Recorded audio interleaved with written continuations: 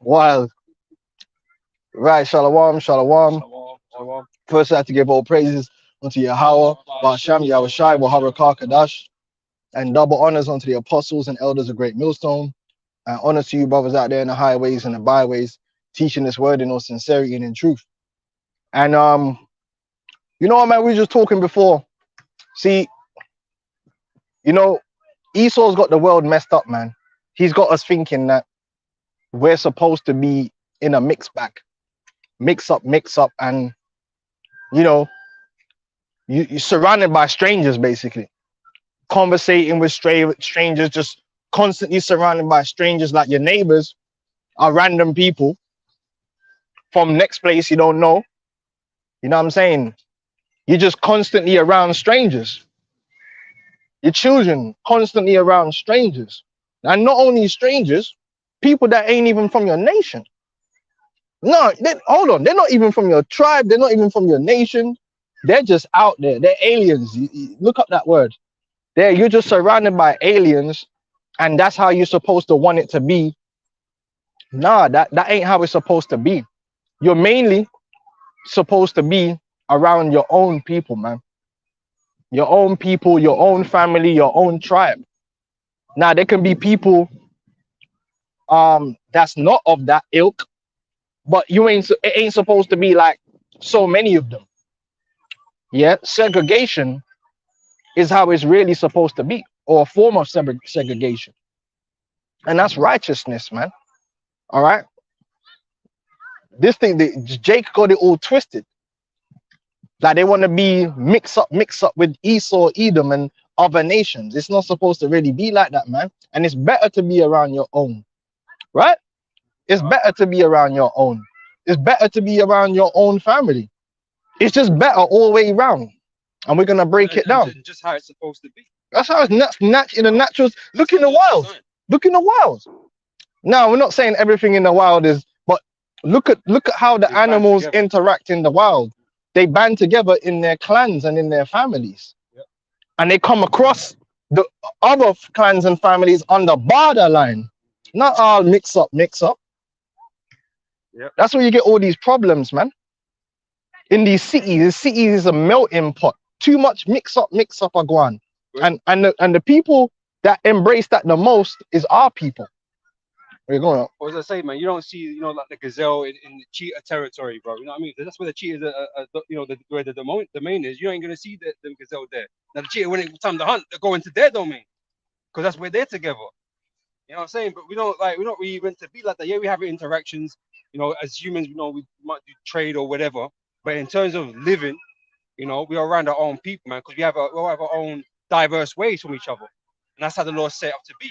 That's why the Lord divided the nations. Huh?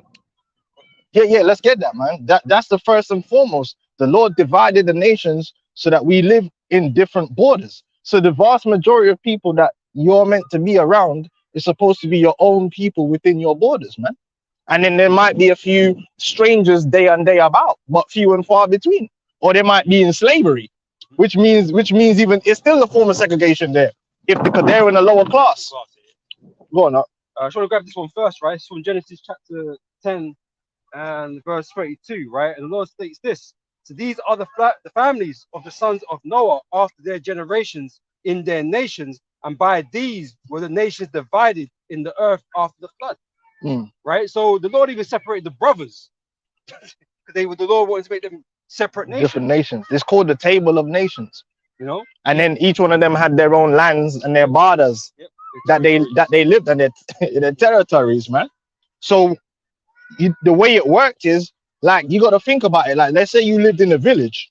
A village consisted of highly related people. Yep. People were highly related, and this brother, I'm sure where you're from.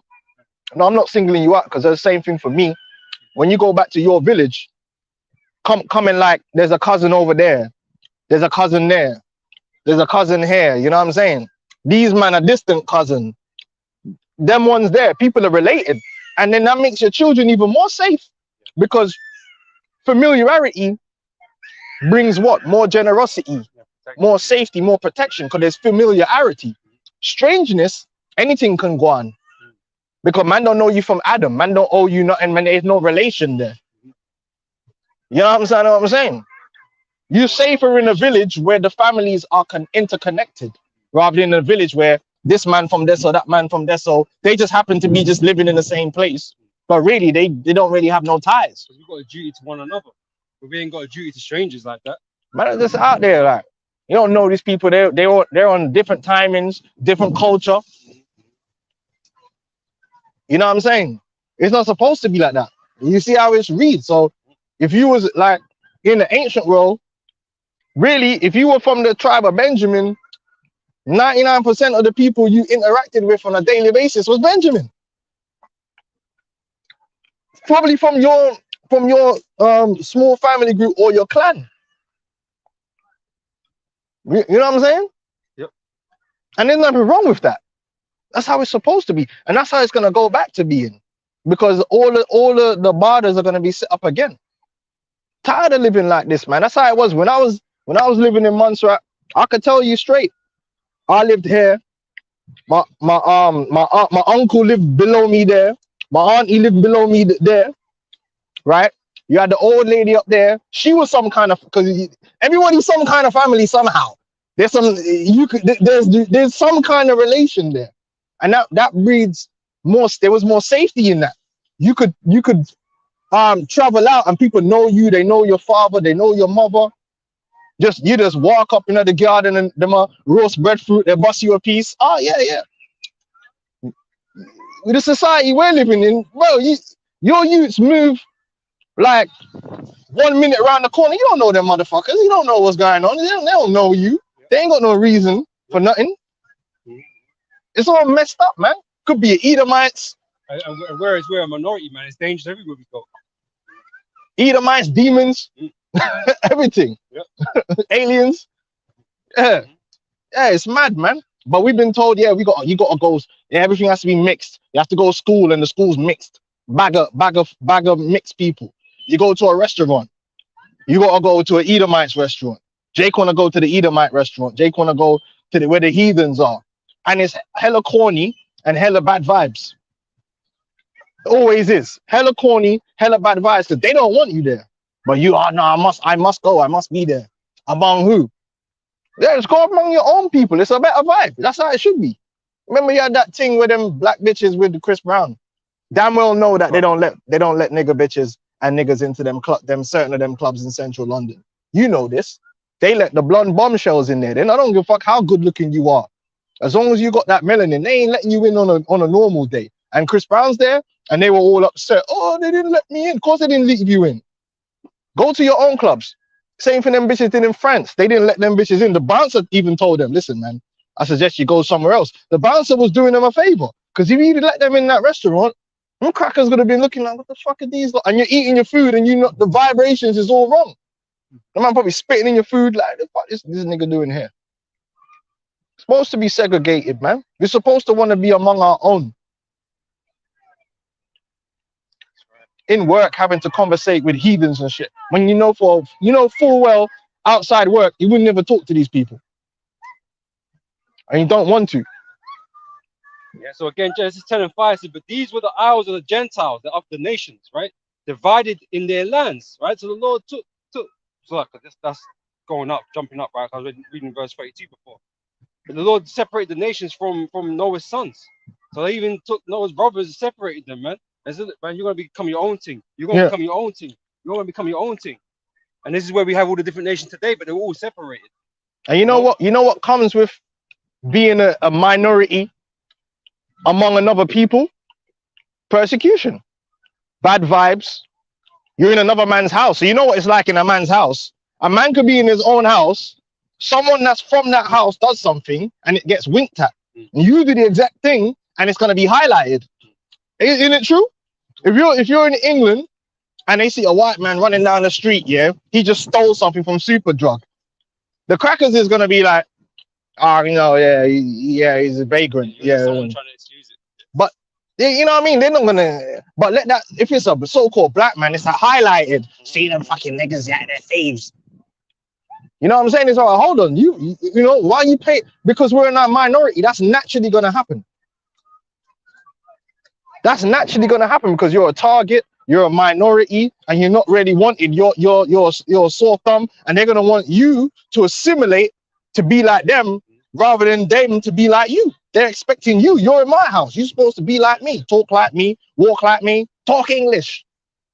That's the energy that you're gonna get. And say when they're not approve of what you're doing or whatever, man, it's always go back to your country or whatever, you know, go back, you know. That's why you're supposed to have your own, man. Mr. Penalty, man. And Oh, Mr. Penalty, that's it. Monkey, you know what I mean? Oh, that picture was wild. That shit was funny, man. Wow. You know, because they got no real affiliation with you, man. They got no real connection to you. No familiarity. You're not familiar. You know what I mean? So this whole thing is out of whack, man. That's why we got to go back to our borders, man. I'm tired of this shit. The thing is, Esau makes it about skin color, which is dumb. No, it's not. It's not really about that, man. Right? We're just different nations. Lord made different nations, different ways. You got different way, different vibe. And then when you have to like acquiesce yourself to another man's vibration, it gets corny, man. Go on. Is there more on that? Or That was what I wanted look at to know. Deuteronomy 32:8 is a good one as well. Sirach chapter 33 verse 11 says, in much knowledge the Lord have divided them and made their ways diverse. The Lord himself has made every people to have their own way, and there's nothing wrong with that. There can be an evil to that, but there can be a good to that. Everybody ain't got to be the same. Like everybody weren't really meant to be robots. Even among the Israel and the tribes, don't you think the different tribes had a different style? Overall, obviously we wear the borders of blue, but don't you think they would have had different vibes, different color schemes, different individuality? Different. You'll be able to tell, oh, that clan there, that's what them man are on, or that clan or that tribe here, that's how them man deal with things. You're gonna get that. And even among the different nations, they're gonna have their own different ways, right? And there's nothing wrong with that. Everybody ain't got to be the same. Their own, different types of glory. You know. I know, like the Caribbean, they always got the dish. Yeah. You won't find that dish in another. You might find the dish, but it's different. The same. Yeah, it will be the same. Right? Like them Jamaicans, this place is known for that. They got the Manish water, and Montreal we got the goat water. It's sweeter than honey, you know. That's the proper thing, the goat water. I don't know about the Manish water thing, but that's what them man do. You know what I mean? And then what is it? The Bayesian man, them have, what's it called? Something dung. Forgot the hell the name is now.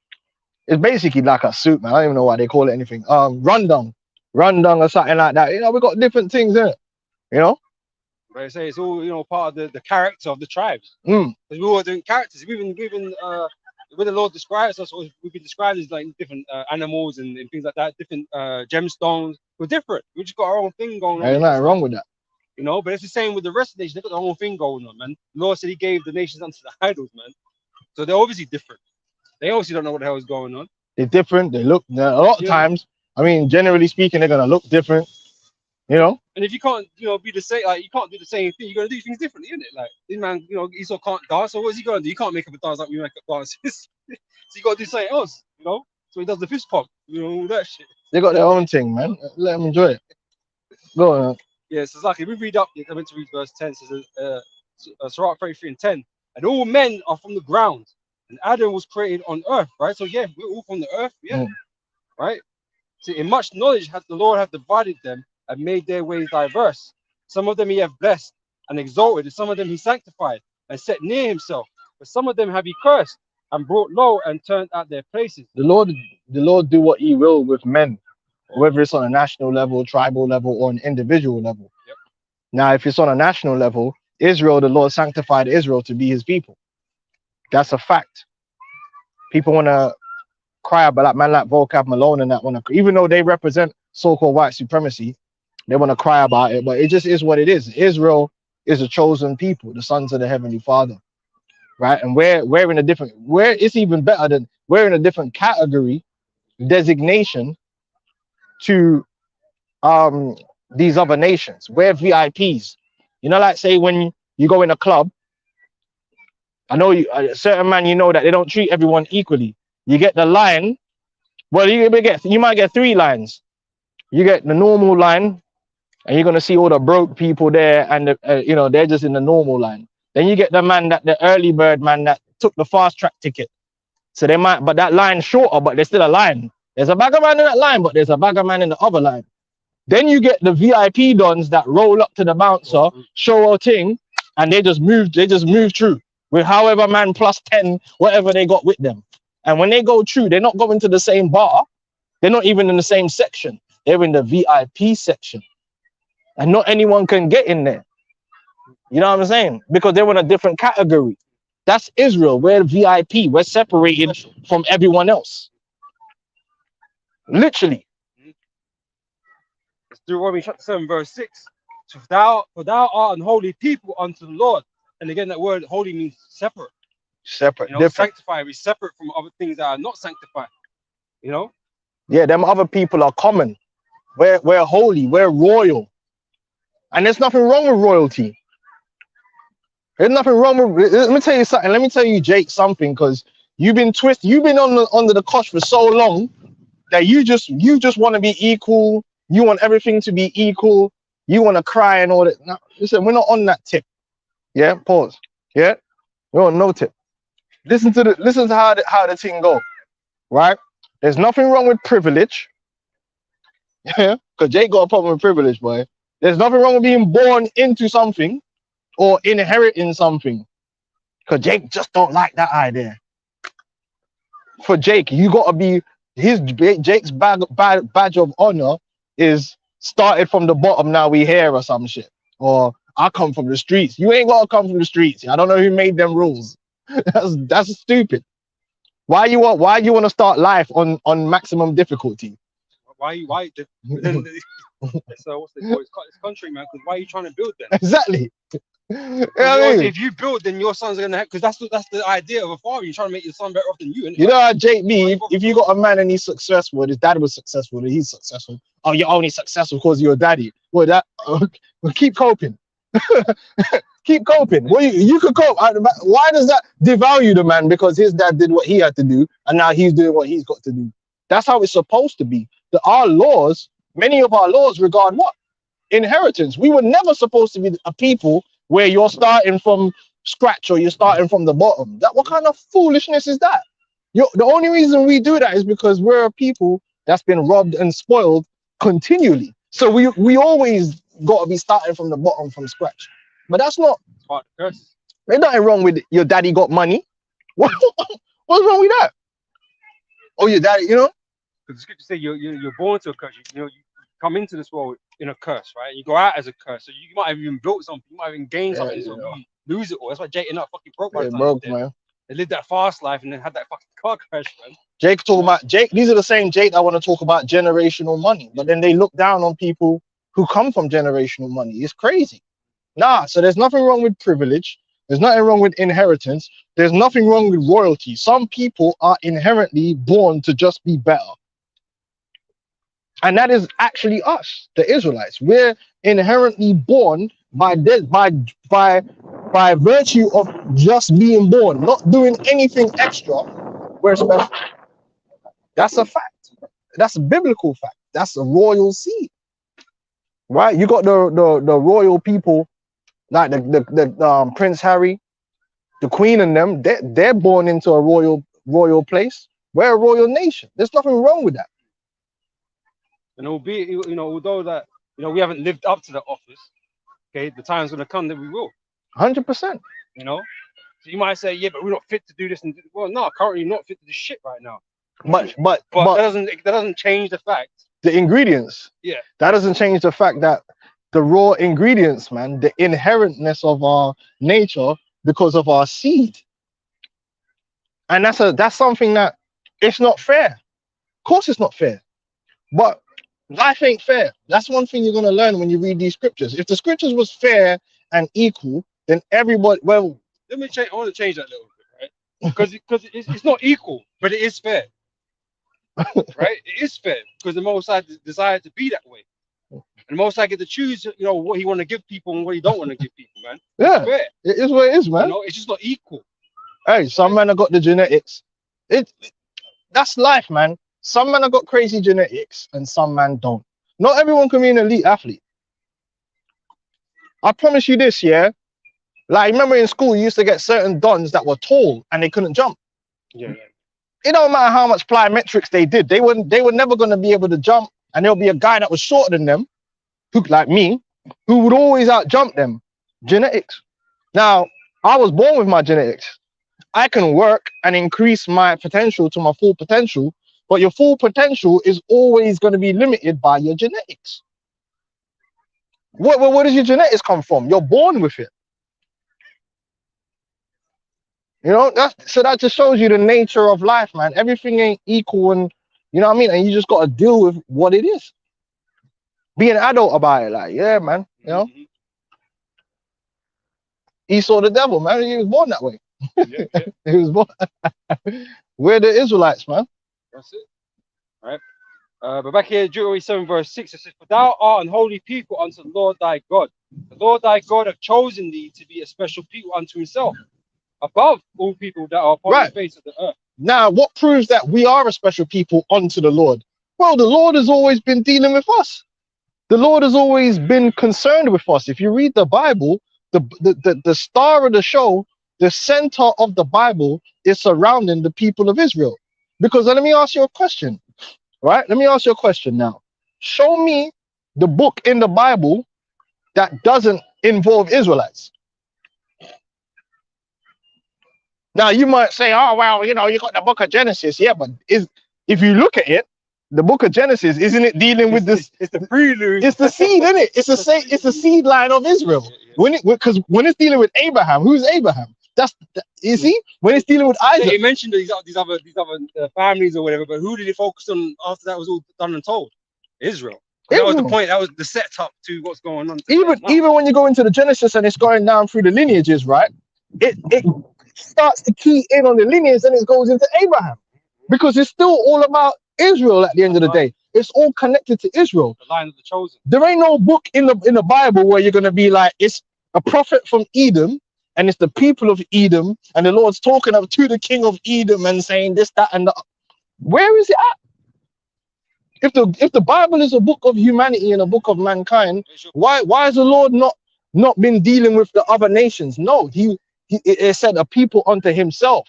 The Lord has always been dealing with the Israelites. When he went in Babylon, he didn't care really about Nebuchadnezzar and Babylon. He cared about the Israelites in Babylon. That was all part of our story. They were just a character in extra character in our story.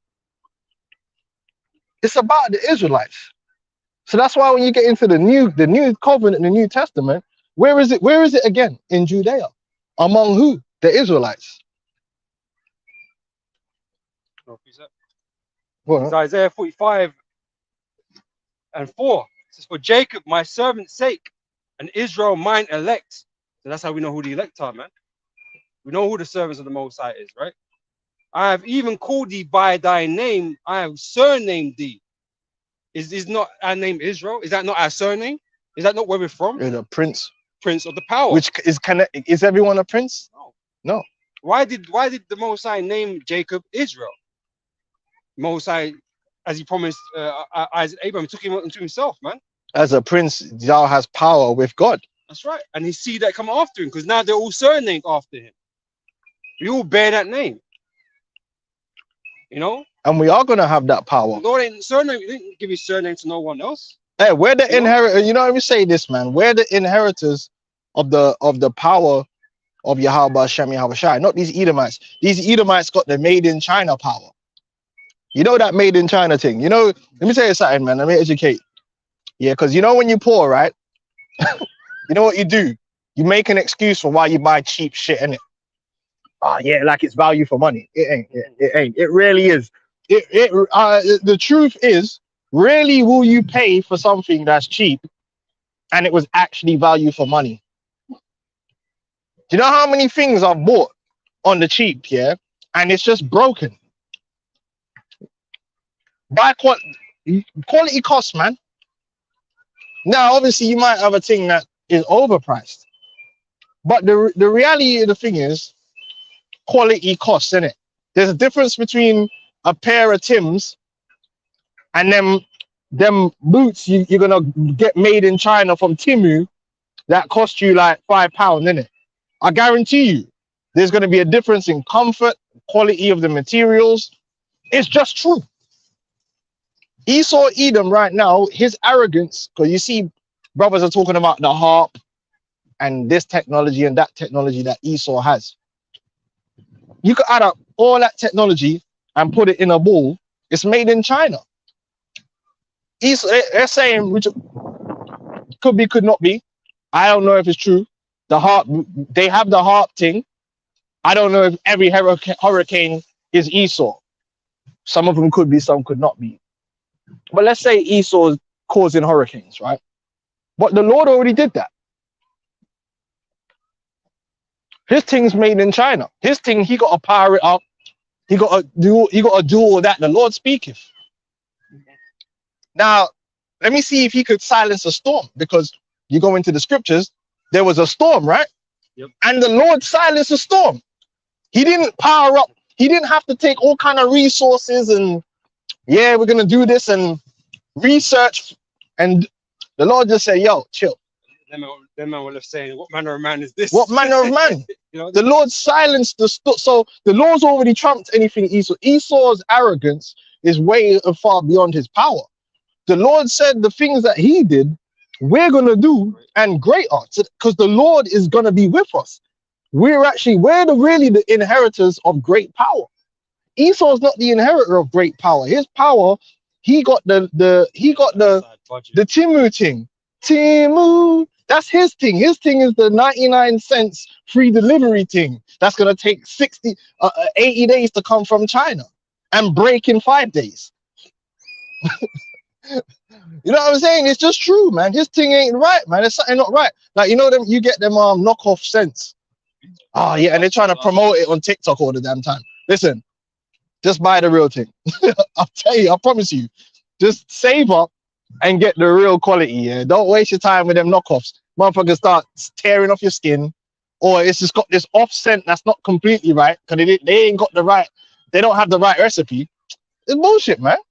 I'm telling you the truth, man. Esau, he ain't the inheritor of power. We are. Real quick, get me John, the book of John. We're the sons of God. He ain't, man. Esau's not. He's not inherited power. He's inherited destruction. Yeah, punk. John 1, as many as. Yeah, that one. Yeah, give me that. Fuck Esau, man. Esau. It's just arrogance, man. Oh, I'm gonna make meat. Everything Esau does is just, it's arrogance, because the reality is the Lord already made meat, and it's delicious. He made meat, and guess what? The Lord had it where, and then someone actually did a meme like that. Yo, imagine the scientists have just invented a machine that like cuts the grass, yeah, creates fertilizer, right, and makes milk, yeah, and makes delicious meat and self-replicates. Yeah, the Most High did that. It's called a cow, and it's hella delicious, man. And the oxtail is sweeter than honey. But he's, you know, Esau grows some grotesqueness in the lab, and we're meant to go, wow, man, fuck this dude, man. This dude's made in China. Natural organic. You wait to our kingdom, and you're gonna see true power and true revelations, man. This man's sauce is weak. He's that Tesco brand. You know that Tesco brand beans. I never had that. Yeah, under the curses like that, you know. Well, it's only 20p difference.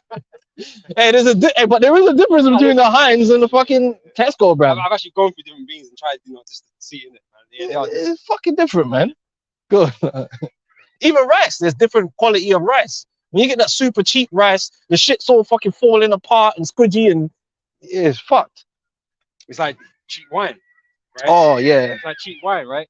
Because you know we know the process of wine now is mainly, you know, it's fermenting and squashed and that, but really what you're getting when you're buying a cheap wine is the lowest quality of that grape, that everything. Batch, yeah, you know, of that particular grape. And grape, because quality of grapes and stuff like that. You're getting the lowest batch, you know. You know, you might get the full carrots and that. You're getting like the rubbish grapes, the rubbish batch of that crop in it, right? Carrot, like. And you're just getting like the dregs, really.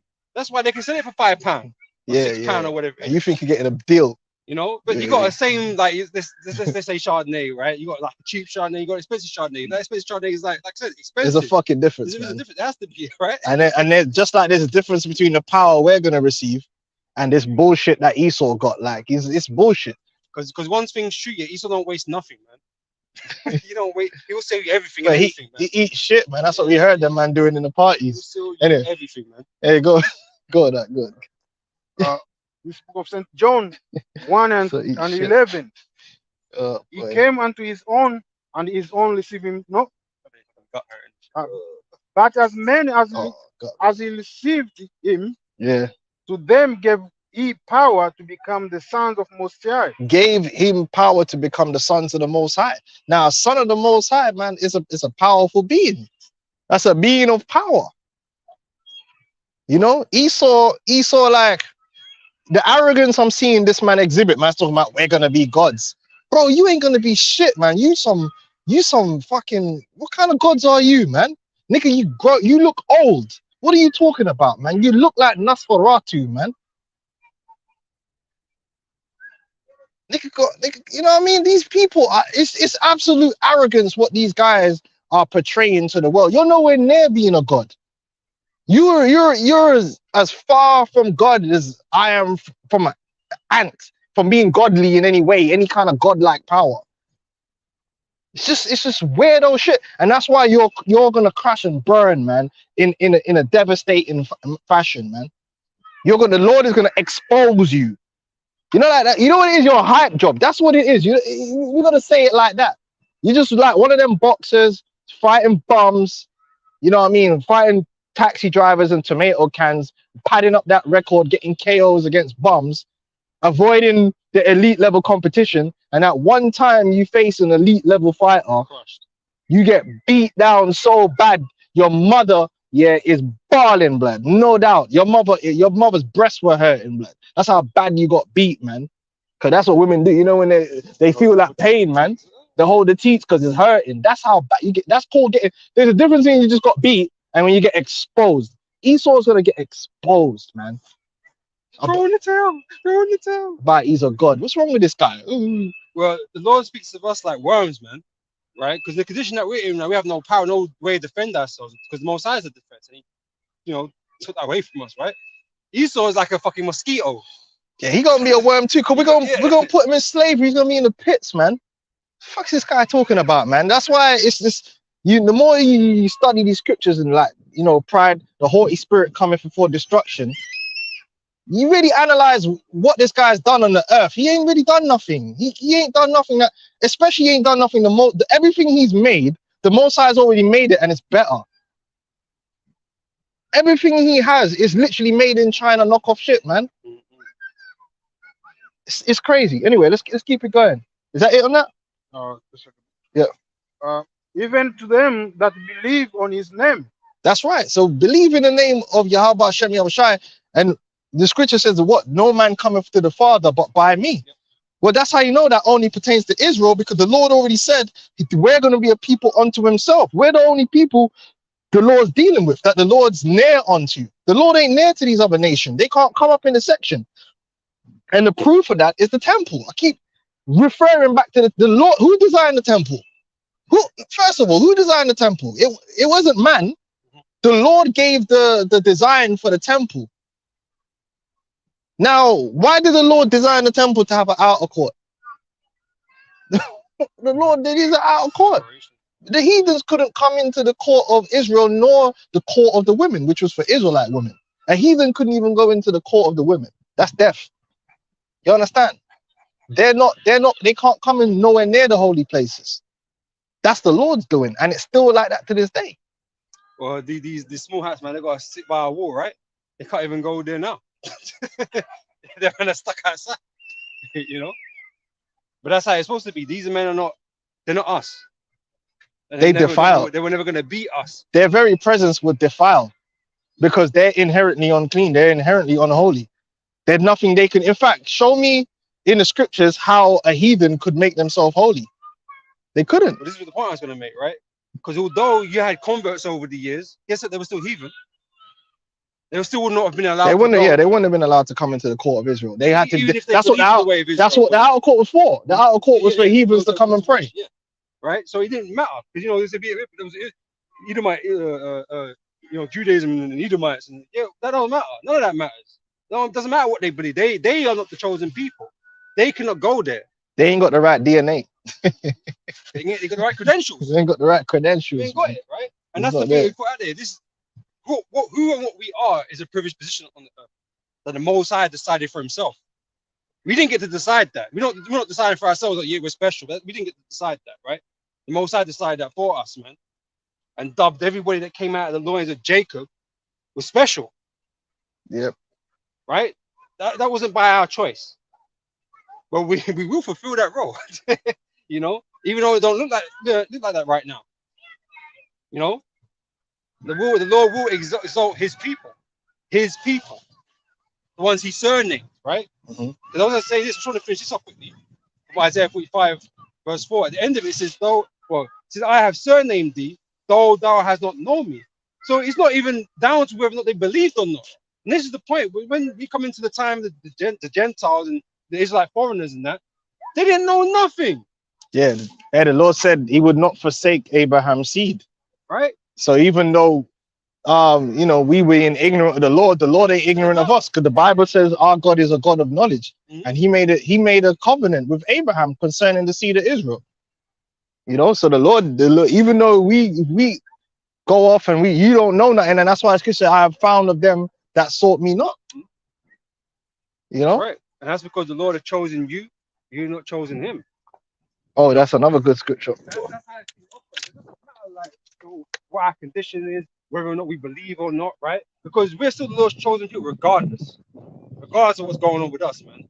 And that's what you even hate, because you think, oh, because we're fucking degenerates now, most of us, right? You think that you can get to take the spot now. That's not how it works. No. That's not how it works. Yeah, you know, and even in the, you know, that's why the scriptures speak about the accuser of our brethren, because their thing, if they can keep us corrupted and in sin, which is part of, you know, Esau's fallback plan. His thing is like, if we can keep these niggas, that's why they continually subvert our people in a wicked way. That's why they pay off these celebrities, and then the media is always trying to push wickedness on Jake, because they want to keep Jake corrupted and dirty and unclean. Because in their mindset, as long as they can do that, then we can never receive our inheritance, and they can take it. They can say, oh, look at them. They're meant to be, you know, the people of God, but look how disgusting they are. But that's why the scripture says what? The beautiful thing about the scripture, the straight rebuttals. Like, what does it say in that same chapter? It says what, man? And they overcame him. They acclaimed the accuser.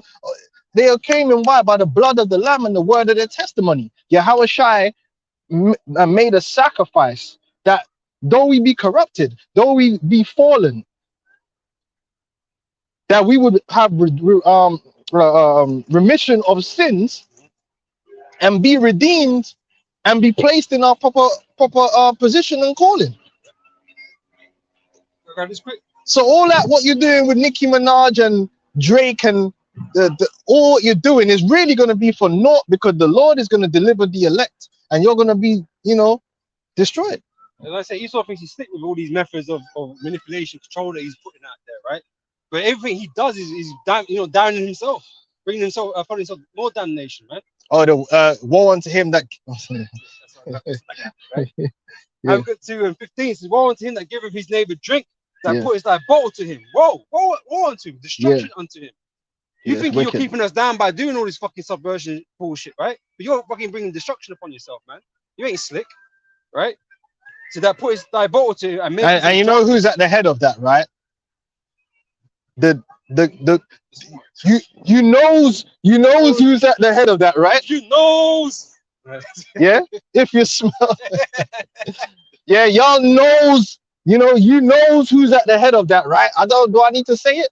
Who You don't. these media companies and these music industries and behind the scenes, even in the universities, you knows who's running all that, right? We knows. Even the food industry, they are the one who in control, isn't it? Everything, They put them in. There's stuff that we're not supposed to eat. So Yeah.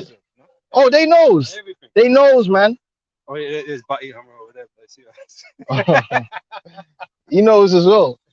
Yeah, we know what the game is. We know what the agenda is. They go to these Jakes, man, and butter them up with the money That's why the Bible says the love of money is the root of all evil. And then they get Jake to lead our people in a path that's destructive, even when they themselves are not leading that life or leading them. Because how many of these lot have come out and said, "Oh, I wouldn't let my children listen to my music," or "I wouldn't do this and do that," and they're all sending their children to universities and all that, and But meanwhile, what they're promoting in the music is something completely different. Why? Because they're paid to spread that demonic vitriol, man. And then even down to their relationships in life, right? Esau basically gets them to constantly be getting married and divorced, and all of the relationship drama you see happening with these celebrities, a lot of that's orchestrated, because when you're looking up to because remember, these celebrities are basically the modern day nobles. What's a noble? A noble is supposed to be someone you look up to, right? They are the nobles, because a noble is supposed to be what? A successful, rich person among the people. Educated, Yeah, all educated.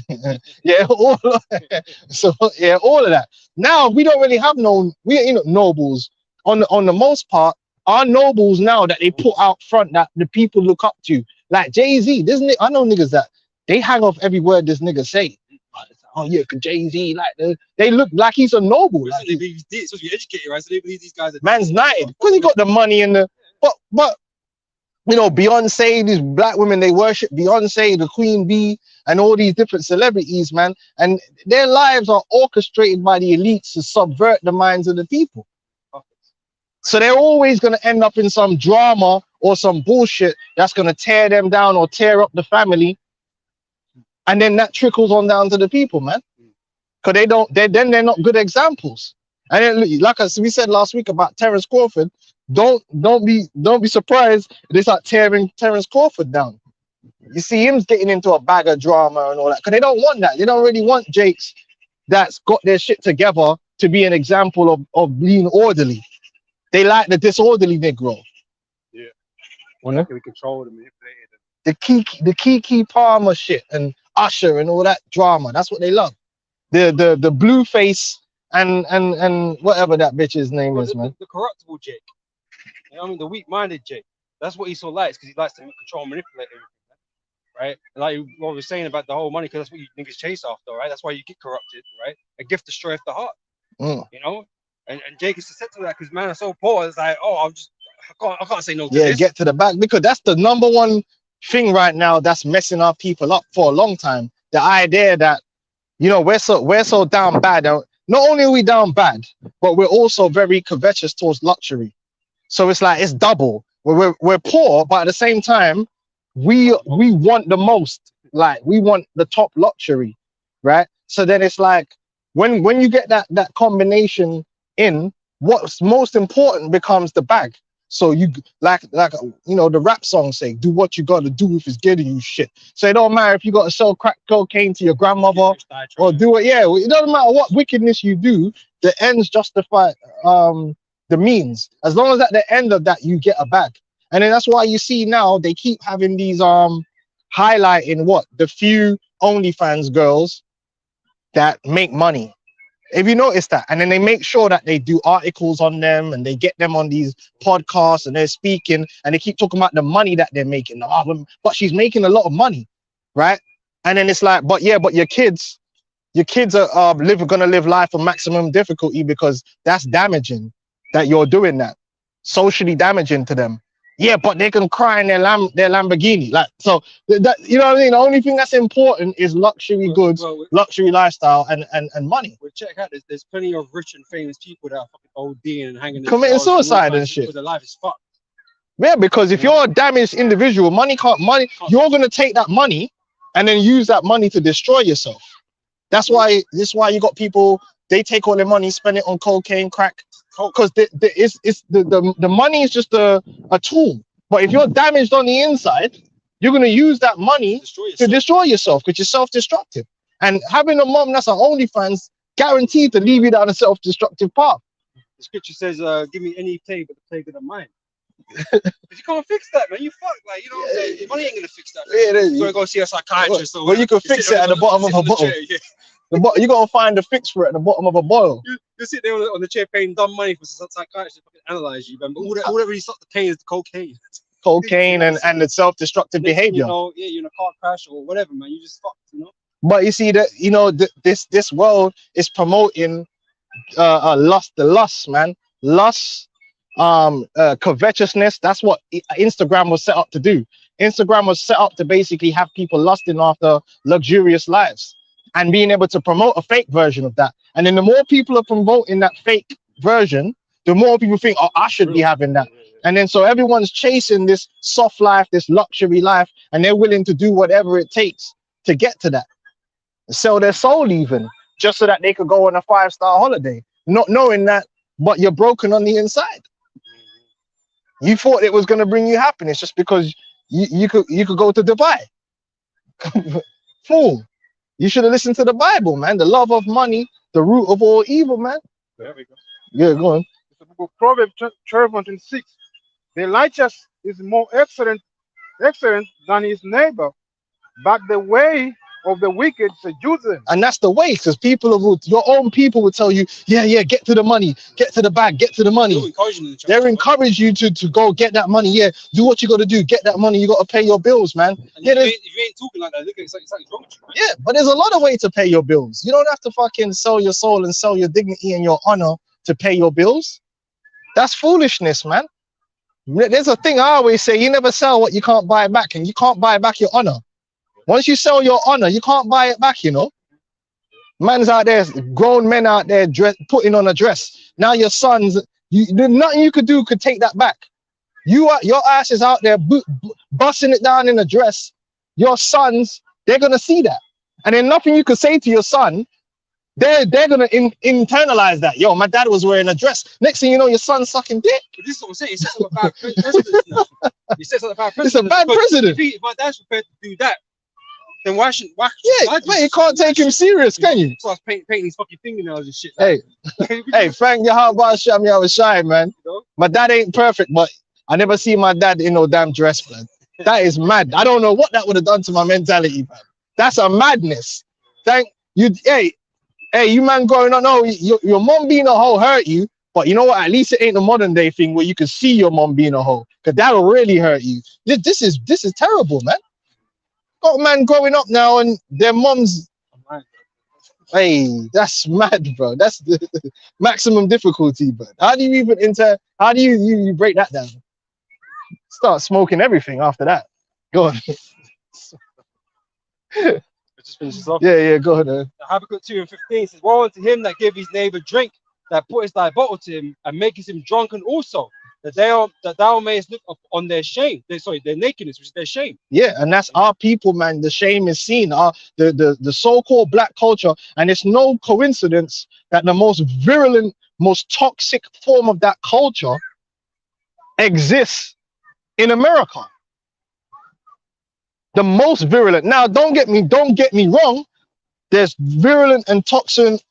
That virulent and toxic culture exists in the West Indies, in the Americas, but the source, the main driver of that ratchet behavior, because remember, that ratchet behavior is going out on the internet and on the TV, and it's influencing others. Like over here in the UK, a lot of these niggas here in the UK are influenced by that American shit. So here in the UK, it's not to that level. It's not to that level, but there's people here that are starting to copy the mad behavior you see in America, because they're seeing it and they're copying it. And for them, because that's their idea, what they're seeing on TV, that's culture, that's black culture. They start incorporating it to themselves and start behaving that way. The niggas start behaving like 50 Cent, and do you know what I'm saying? They start copying that culture that their granddad never had. Their dad never had that culture. Where did they get that culture from? They got it from the TV. They absorbed it from the popular culture that's really, really being pushed out through America and Esau. Because when you see them ratchet ass black women, it's not black women, it's them ratchet black women who have that culture. Because I didn't grow up with black women like that. And I say it's nice, like an exponential thing. And it grows. And it's and people think that's how you're meant to be, like the bad. Now the latest psychological operation is the bad bitch demon. And now they got a program on it about being a bad bitch. Who's the number one bad bitch? And that program is completely toxic. And I'm not saying I know, but I can guess who's behind that kind of programming. It's the manufacturer. Culture. And it's manufacturing a culture because it's getting attention. Because something like that shouldn't get the only attention toxic things should get is who are they, where are we, and how can we get rid of them? That is how you're meant to deal with toxic culture. If someone does something toxic, the village or the people find them, and whether it's lashings or death, whatever needs to be done is done to stop it in its tracks. What you don't do is give it attention and post it out there to everyone and look at this, look at that, because it only grows. And it also protects it. So it gives it space to thrive and to grow inside fucking mess. Bro, some of the things you, Jake, are doing, yeah, if that happened in India, someone's dying. So someone is, listen, it's a serious, I saw a thing in Somalia, right? Because them Somali girls that grow up here in the UK, they be doing the most. Them Somali things that's in the UK, they suck everything. They be doing the most. That's why mans don't really want to marry them ones from here. Man that come from Somalia don't want to marry a bitch that grow up here. They go back home and they want to get a Somali girl from back home because they don't want to deal with this shit that's going on here, right? There was a girl, she tried doing a TikTok video, show booty popping. The next video she did, she had 5 eyes. And it was during the video, it was her brother. Her brother must have saw the first video. I think this was in Somalia. The brother saw the first video where she was booty shaking, yeah? Or doing whatever kind of move she tried to copy on TikTok. When she was in the middle of doing the next video, the brother clapped the camera and started, and then the next video after that, she had 10 eyes. Man bust her up properly because man said no. There was another video as well, somewhere in Africa. This gal thought she did a video in her lingerie dancing around. And then the next video was her in a room with her cousin, couple of her cousins, and some fucking wires, blood. And they beat every part of her body. She had welts, yeah, from hair all the way down. They mercilessly, it was beyond the law. They mercilessly dealt with her. But you know why they did that? Because she was going to be an example so that all the other girls from the village and that even think to get involved in that toxic behavior, nah, you know what? We don't do that. But you see, among our people here in the West, we don't have that attitude. So people can push boundaries all the time and nothing happens to them. Sukiana and all this stuff, they get more and more attention and people laugh at it and all that stuff. No, man, you're meant to tackle shit. As soon as something toxic rears its ugly head, it's supposed to be dealt with in a harsh way so that it doesn't spread or grow. You know, because like I said, this all stems from America and they're influencing the world, right? They're the ones passing out that bottle of wine, you know, making the nations drunk, right? And this is from Nahum chapter 3, from verse 4. Yeah. It says, because of the multitude of the whoredoms of the well-favored harlot, which is America, right? They've been exalted in this earth, man. They've been given the top seat, you know, on this planet right now, right? And everywhere it's becoming Americanized. You go to the islands now, and on the islands, people are Americanized and Westernized, and they're picking up these Western ideals. They're not disciplining the children properly in the schools. The teachers can't even discipline the children now. The teachers try to discipline the children. The parents are coming and trying to fight the teachers. And now you got the youth them are running wild. Some of the stories I hear from the islands, I'm like, whoa. When I was back then, listen, when I was growing up in the islands, man weren't acting out on the streets, bro. You were gonna get dealt with. Like someone was gonna deal with you. Random person. Now these youths, I'm hearing stories, youths are going up into libraries, abusing the staff in the library, trying to fight the staff. You're hearing things about children trying to fight teachers. Bro, when I was growing up on the islands, you would have just heard someone died. That would have been the end of that story. Like man tried to fight a teacher. Bro, you would have just said, like, what kind of beating did he get? Like, what? Is he still alive? But now the parents will probably come in because they join that westernized mentality. It's so messed up, man. This is the book of Deuteronomy 21, and 18. If a man have a stubborn and rebellious son, Mm. which will not obey the voice of his father or the voice of his mother, Obey. The youth, see, they're nowadays, and you know what I was trying to tell my woman this today. With children are not supposed to stress you out. The modern day parent is in the West is stressed. Whenever they have to look after their youths, yeah, they are stressed off one youth, let alone two or if they got 4 or 5. When I was in the swimming pool earlier, and I'm there, I'm trying to get changed. All I'm hearing is bare parents stressing and getting angry, and the kids ain't listening, and they're doing this, that, and the other. And I was thinking back to when I was small, when my Aunt Millie had me and my cousins, and we were small. Bro, there were no chaos. Aunt Millie weren't never stressed. When Aunt Millie used to have to look after us, she weren't never stressed because guess what? This is what we do know. Man knew there was boundaries. And if you cross the line, everyone's getting it. If you cross the line, so there wasn't no back talk. If she told us do this, do that, there were no back talk. There weren't no saying no. So everything runs smooth. When your children are in order, everything runs smooth. There shouldn't be a stress. Why are you stressed? My grandmother used to look after like 14 youths. There were no stress because them youths were in order. They played together. Kids are supposed to play. They play together, and you feed them. What's all the beef? Where's the stress coming from? The stress is coming because they're not listening to you. Well, why are they not listening to you? Why are they not under your order? You've had them since they were born. So why are they not doing things the way you want them to do it? Why are you having warfare with a child? And that's what the Bible says, what? Children shall be their oppressors. Most parents today are oppressed by their children and they don't know. The very fact you're having to stress with a child, if something's gone wrong there. That child's supposed to listen to you. That child's supposed to shut up when you tell them to shut up. They're supposed to be scared to backchat you or to do certain things a certain way. But these youths nowadays are out of fucking control. And that's why the parents can't wait to get rid of them and put them back into school so the teachers could deal with their bad asses. Because you don't have no control of your children. Enough of them now, they don't even want to beat their children. They say, oh, no, you don't know, it's abusive. And then you wonder why the youth don't fucking listen to you. What do you mean abuse? The Bible tells you spare the rod and you spoil the child. But even our own people now, they say, oh, my parents were abusive to me.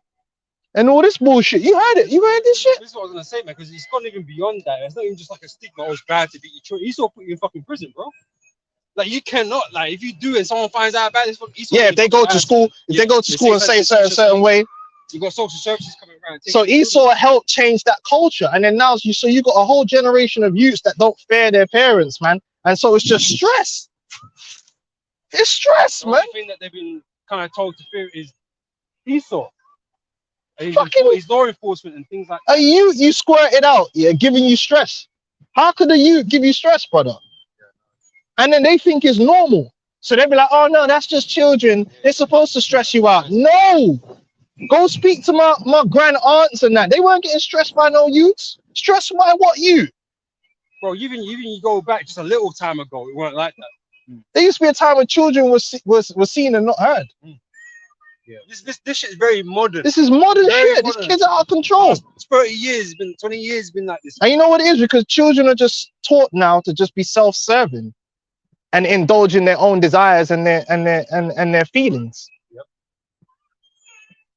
That's why the schools are out of control. Anyway, go on now. It's fucking, you know what I mean, man? That's just an example of it.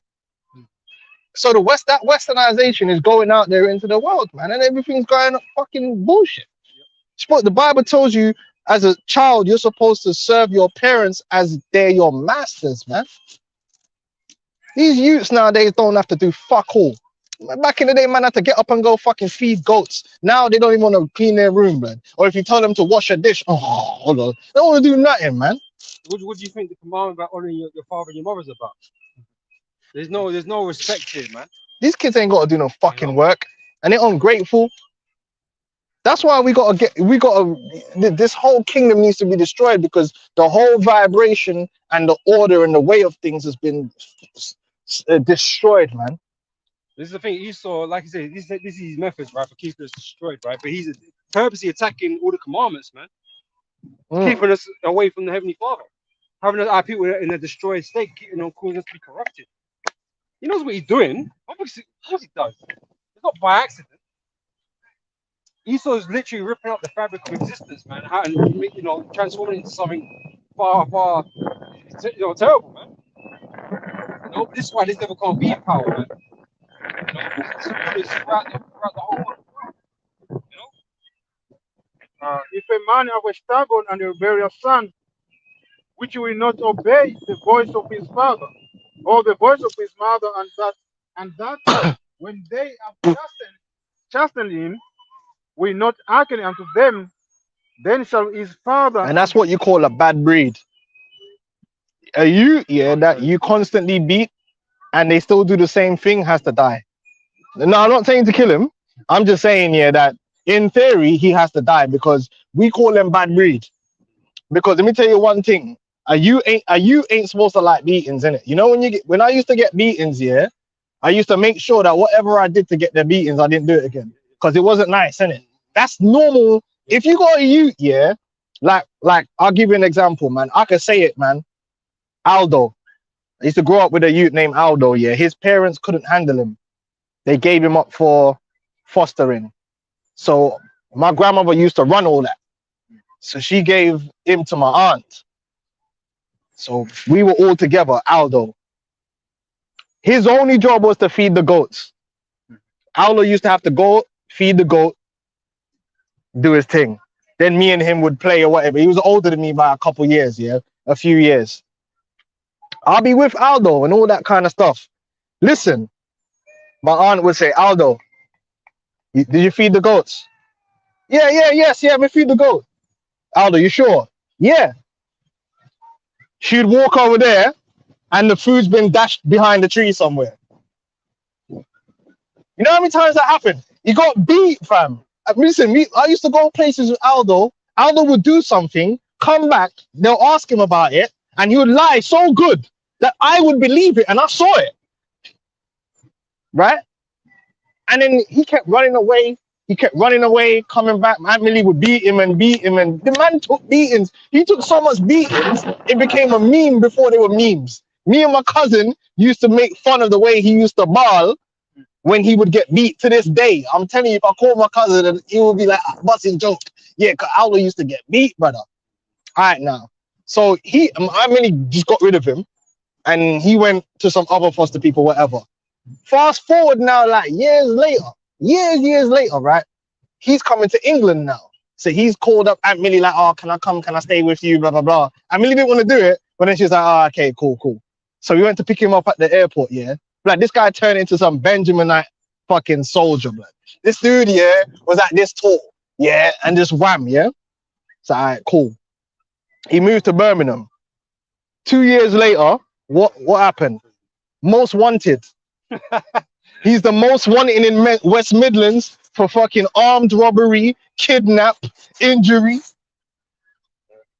A real bad boy. And I'm telling you, you don't want to run into Aldo because he's a menace to society. Now, he was always going to be that because he's a bad breed. If you beat a child and he ain't responding to a beating, then what will he respond to?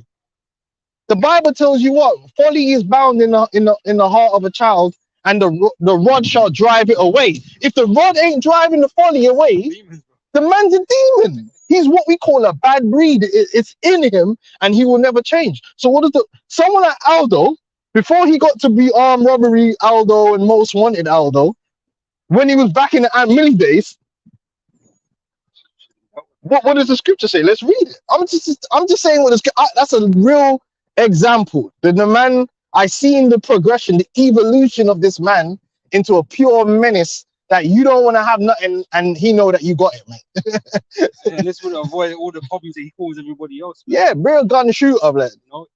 Innocent people, like, ain't bothering nobody, and this man caught terrorizing, man. Bro, he's a menace to society. I don't even know where he is right now, whether he's alive or dead. But all I know, he was most wanted, man. Trust me. Real bad boy in West Midlands most wanted, Yeah, well, that's why the scripture said You know what it says. Go on, let's read that. Then Real, shall his real life. father and his mother lay hold on him, and he bring him out unto the elders of Right. Now, for parents to do this, they've had enough. He ain't supposed to be getting stressed by no you. Yeah. Why is a you adding stress to your life? That's not what you had them for. I ain't having no you. You just stressing. Like, nah, I ain't got. Listen, man. When you know when you got to that point where it's like, listen, at this point, your defiance is even a bad influence on the other children. Because if you got a son like that, yeah, and you got other sons, and he's doing that, especially if he's an older son, then the younger ones are looking at that like, yo, like I need to fuck, I need to do what he's on. So you gotta take this guy out. So you grab him up. You say, listen, man, we're gonna take this guy before the judges, man, because he got to go. And imagine how much stress you got to be under to make this decision. That this guy got to go. He needs to respawn. It's at the point where you realize that This guy's gonna cause me a problem because guess what? If he ain't listening to me and he's doing folly after folly, how long before he goes and kill Miss Patty's son? How long before he goes over there and does some stink with some girl over there, or he does some folly that's gonna come back to me, and it's gonna sully the name of my household, just do irreparable damage for generations. It's better that I cut it off so that everybody knows we don't tolerate that in this family, so I can marry my sons off to somebody, or my daughters, like that. these things are lacking onto cancers and tumors and stuff, man. You need to be cut out, man. Otherwise, it's gonna infect everything in that surrounds you, right? Giving your family a bad name. Go on. and he bring him out unto the herders of his seat, and unto the gate of his press, and they shall say unto the elders of his seat, this our son is stubborn and rebellious. Stubborn and rebellious. Don't want to hear no talk. They're telling him things. He think he knows it all. And there's enough youths like that. There's innumerable, and they're the main ones that's out there on the street corners doing madness from they're like 14, 15. Nobody can't tell them nothing. Yeah, because they're following behind the bad boys on the street. They're olders. You can't tell them nothing. They think they're bad. Enough of these youths now, I know, are in foster care because they're beating up their moms. They don't want to listen to their mom. They're abusing their mom, or they'll actually tell the social services on their moms. So that I'm telling you, this is true.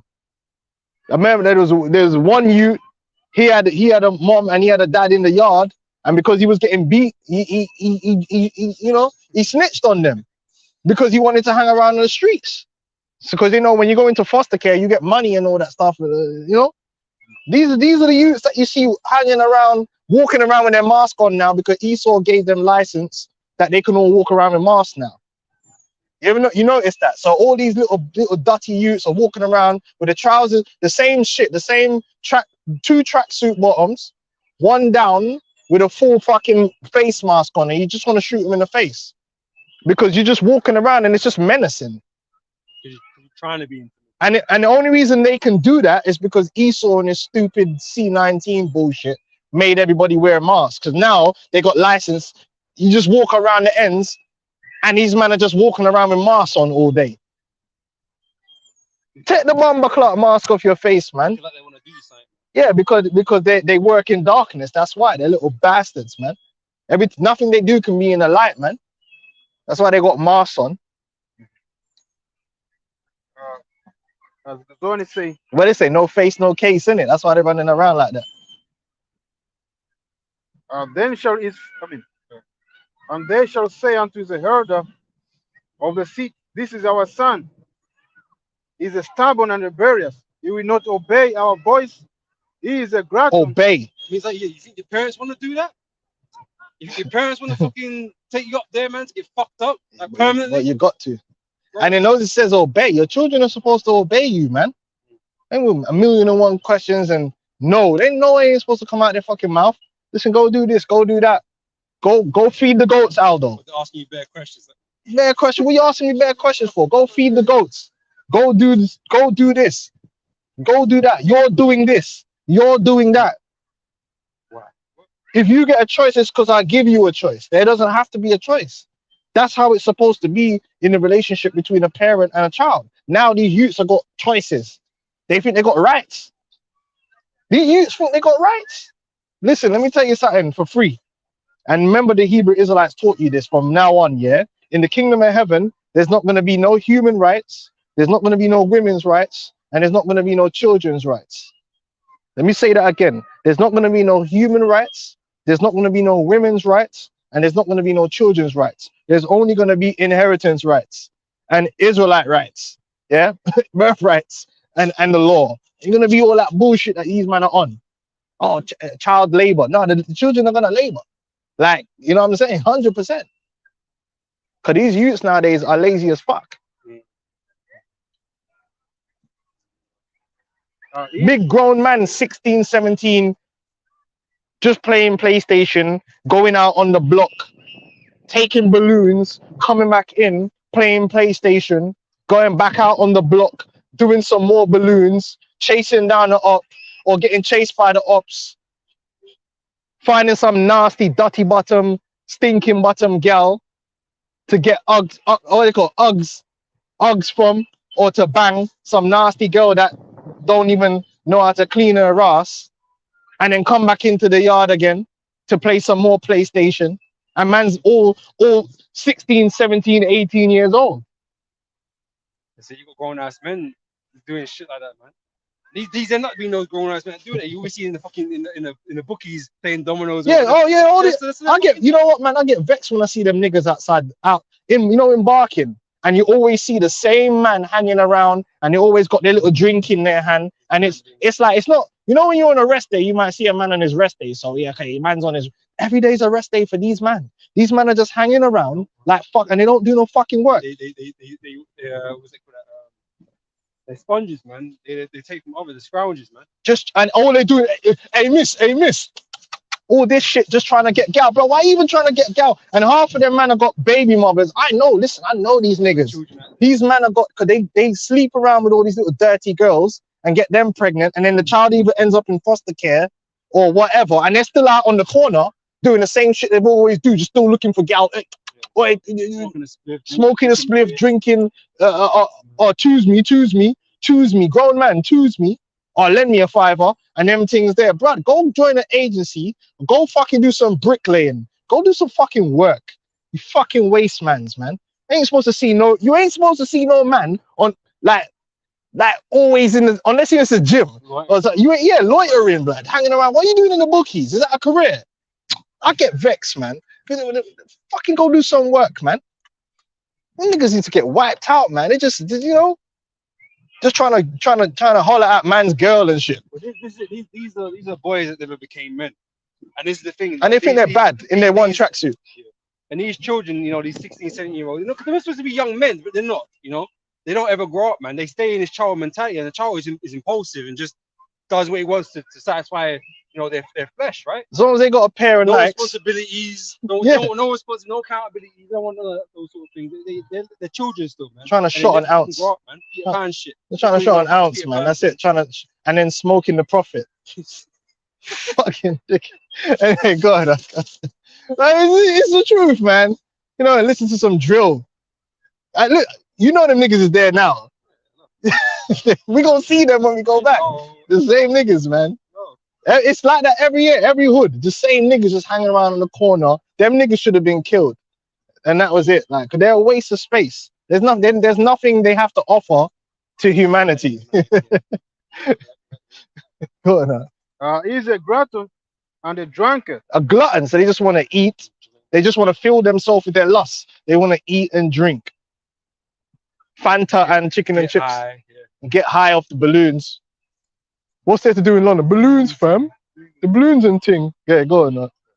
And all the men of the seat. Notice it says all the men, because that's where the seat of judgment lies.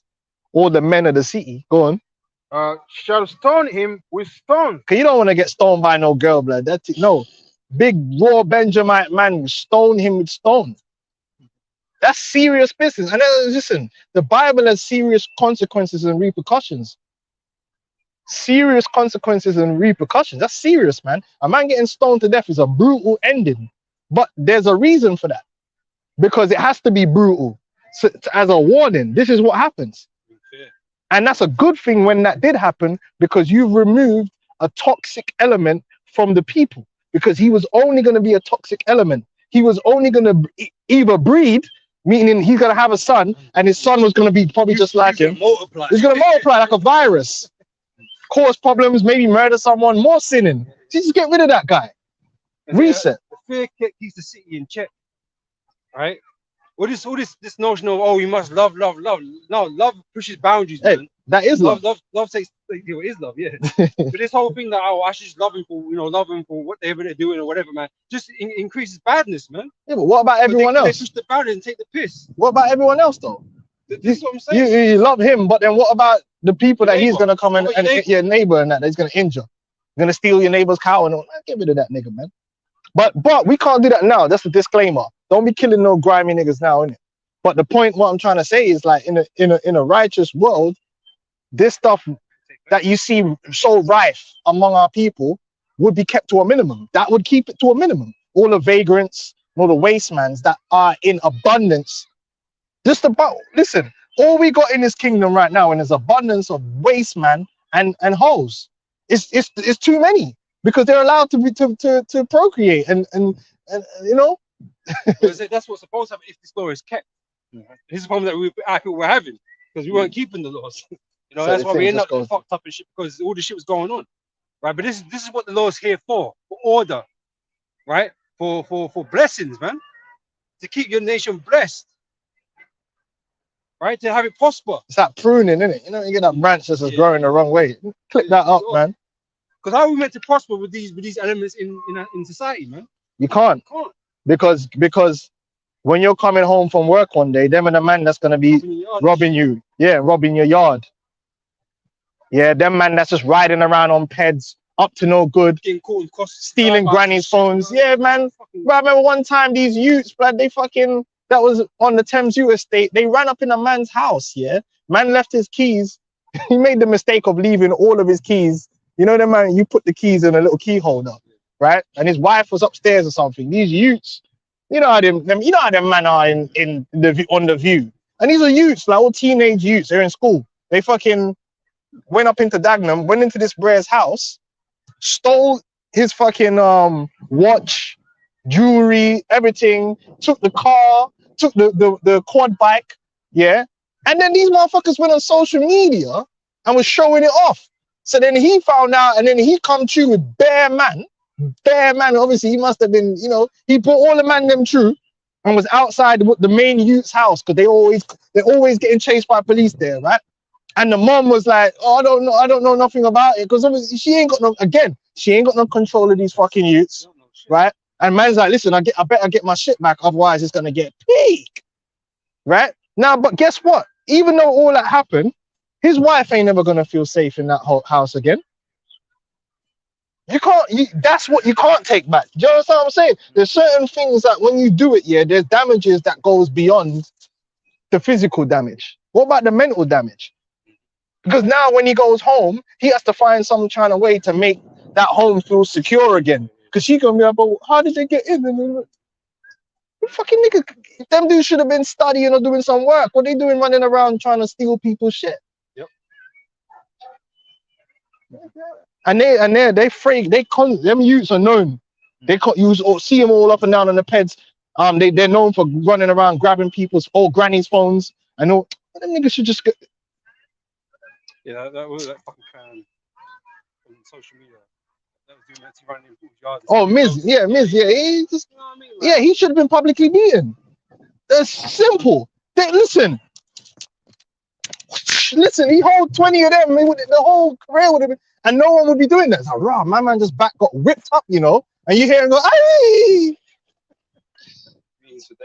Bro, in the islands, there's a thing called a bull bud that man used to have, the bull penis that they twist and stretch and dry. That's what he needed. Can you see when you get hit with that, yeah? It recombines all your brain, fam. Bro, listen, that thing hit harder than a gun. You get hit with the bull bud, man.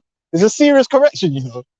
That shit just it rewires everything, man. It'll make a man go on a straight and narrow. That's what he needed. What I cross the back? You gotta get man on the back.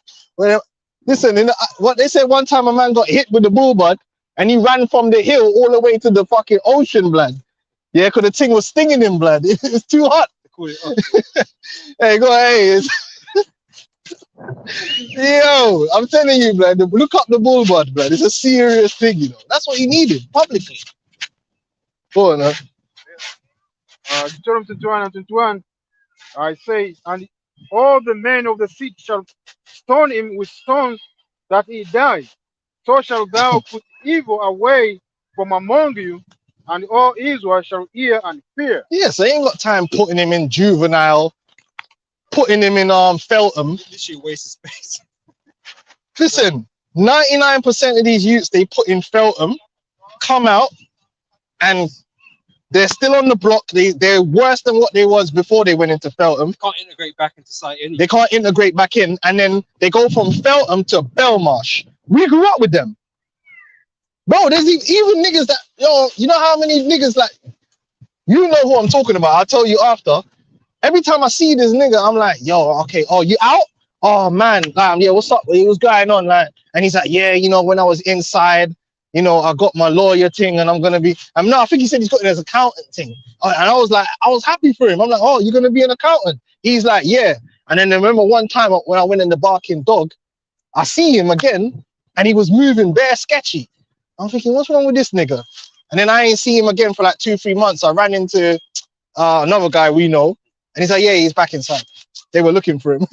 And I was, you know what I'm saying? Like, the niggas, all them niggas we went to, all them Gascoigne dons, they just went in, out, in, out, in, out, in.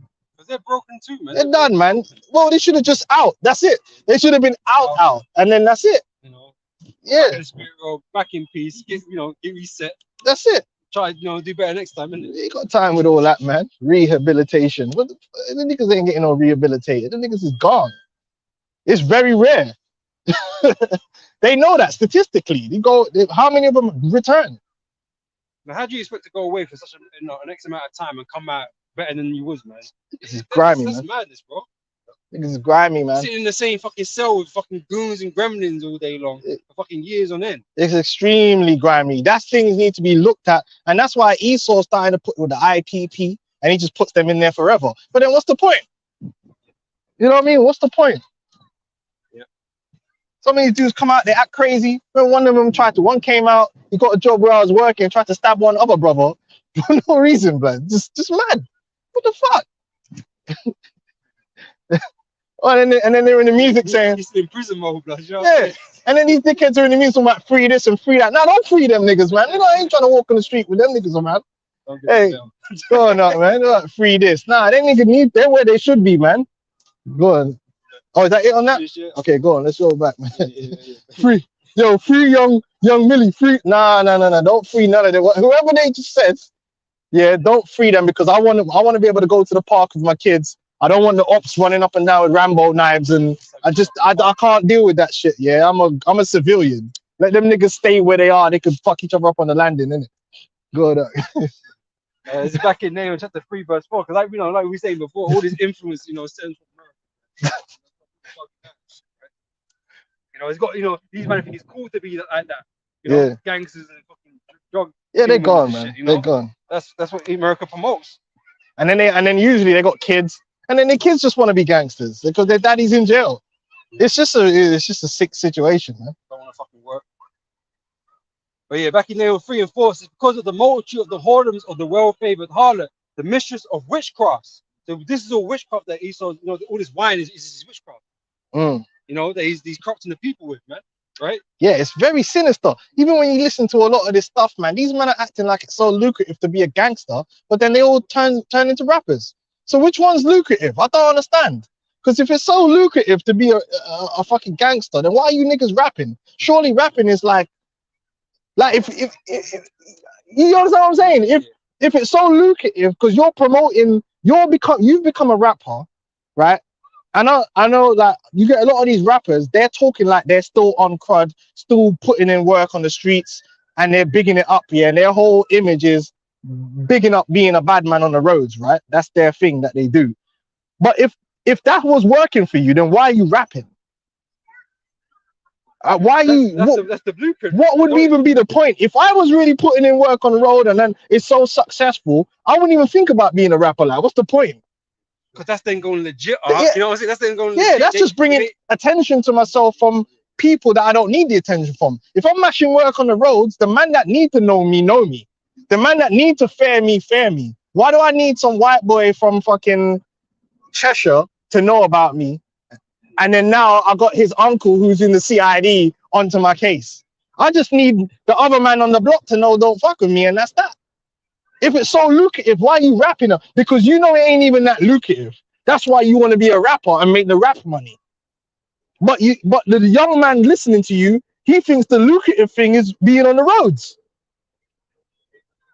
But that's not how this dude's really made his money. He made his money selling raps. That's the actual career progression, bro. You know what I'm saying? The first level is you drug dealer. You Jokes, man. It's jokes, you know, man. You work as a younger, you know what I'm saying? Then you become an older, right? And then you get your rap deal. That's bullshit, man. You know? You and you just think none of it makes sense, man. It's like, bro, like if it was that, you don't see cartel bosses becoming rappers for a reason. You know what I'm saying? You know what I'm saying? Because them man are actually having some success.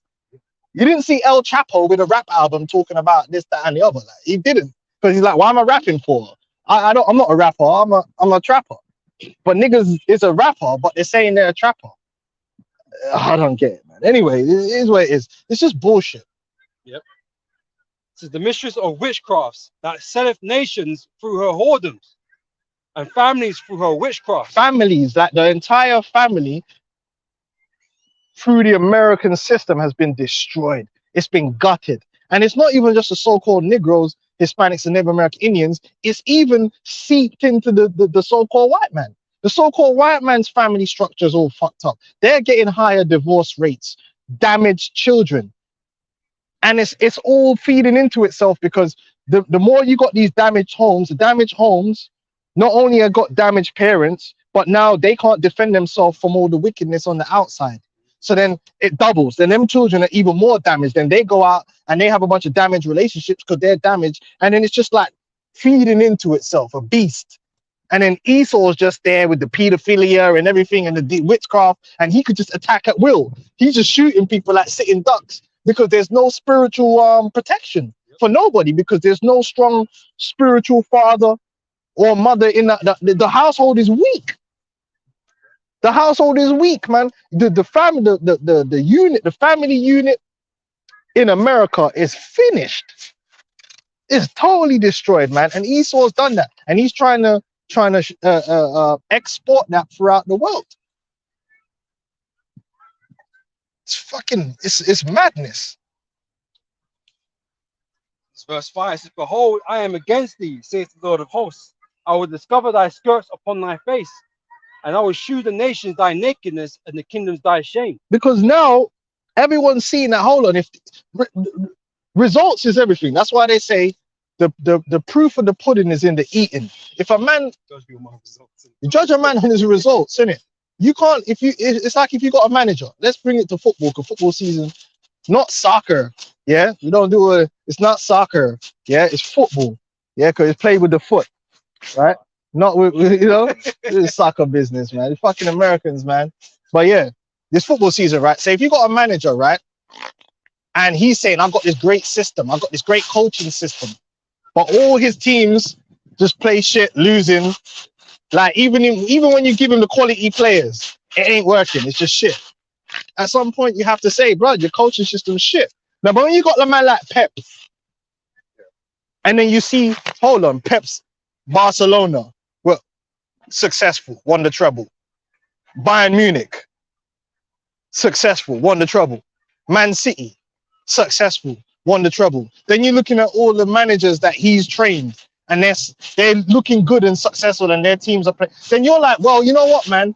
That style of football is getting the results. That coaching system is getting the results. Now, if you got America and they're claiming to be the pinnacle of civilization and what you're meant to look towards, the real proof of that results is in the children. The children and the next generation should be an improvement. It should be good. But if you actually look at American society, each generation is getting more dysfunctional, and all of the negative attributes are on the increase. More child murder, child suicide, child drugs, drug addicts, criminals, more broken relationships, like obesity, education, educate. it's all down. Every metric is on its way. It's on the Busy's up, but, you yeah. Health, okay, health is that. know, Yeah. So every metric that you will judge a fully functioning society on, in terms of the social aspect, is on its way down. Do the children have more respect for their elders now than before, or less? Are the children nicer to each other in terms of bullying is a big thing? These kids are fucking horrible now. it's even easily noticeable. They're not small margins anymore, man. It's easily noticeable that everything's got worse. Bro, when we was growing up, right, you might banter with your brethren, innit? Mm. But more time, you weren't like, when you listen to have you ever been on the bus and listen to these youths talking to each other now? Everything they say about each other is negative. Every word that comes out of their mouth is "you're ugly" or "you're this." It's a constantly putting each other down. And I'm like, when I was growing up, yeah, we used to have times and we do a bit of banter, but we weren't just going, yeah, look at you, yeah, you fucking ugly, yeah, you can't get girls, yeah, you can't do this, Like, blah, blah, blah. Because I know for a fact there's in times of encouragement Yeah, like, between you know, friends and stuff. I don't hear that. I mean, I'm No. not around them like that, but I just can't. so they don't I love just each can't- other. yeah. They don't even know how to love. By the time they get to teenage, yeah, they're horrible. And it's true. If you put your kids in a school system, which I recently had to do, the children are fucking horrible. The children are horrible. They're not good kids. They're fucking bullies, man. They're bullies. It's mad. Bullying is a massive problem in this society. Constant bullying and fighting. Where is the All the online shit. That the they do. online stuff? They always say it's a big problem, right, between the youth now, right? Why do you think that is? Because they have the way? No, they don't have the way. Whatever way they're going, they could go by themselves. Ain't gonna hold there. The proof is there. Everything's gone to hell. But yeah, the shame is being shown out there into the whole world, man. No one rates this, man. Yeah, like why would you?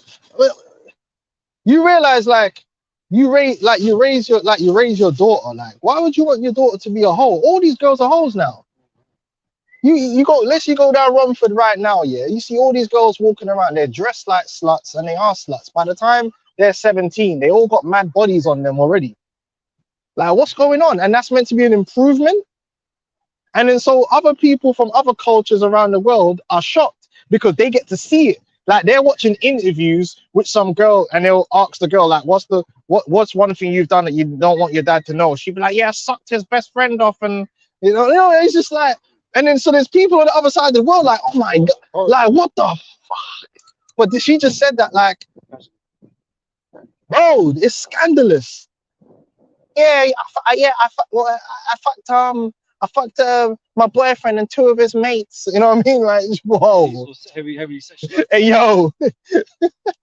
Bro, imagine you're the dad hearing that. Hey, yo. You know what's wrong about it? Because these feminists complain about, you know, being sexual objects, right, to men or whatever, right? But they're fucking hypersexualized now. Bro, They're hey, yo. themselves, and they wonder why they, you know, they're not keeping any decent man. Bro, I've heard some serious stuff, and this is in street interviews, and they're willing to say that in public. So then there's people from Japan and all that watching that thinking, Bumba clock. Like, I thought America was this great place, but we would never want our daughters to be like this, or we would never want our sons to be like this.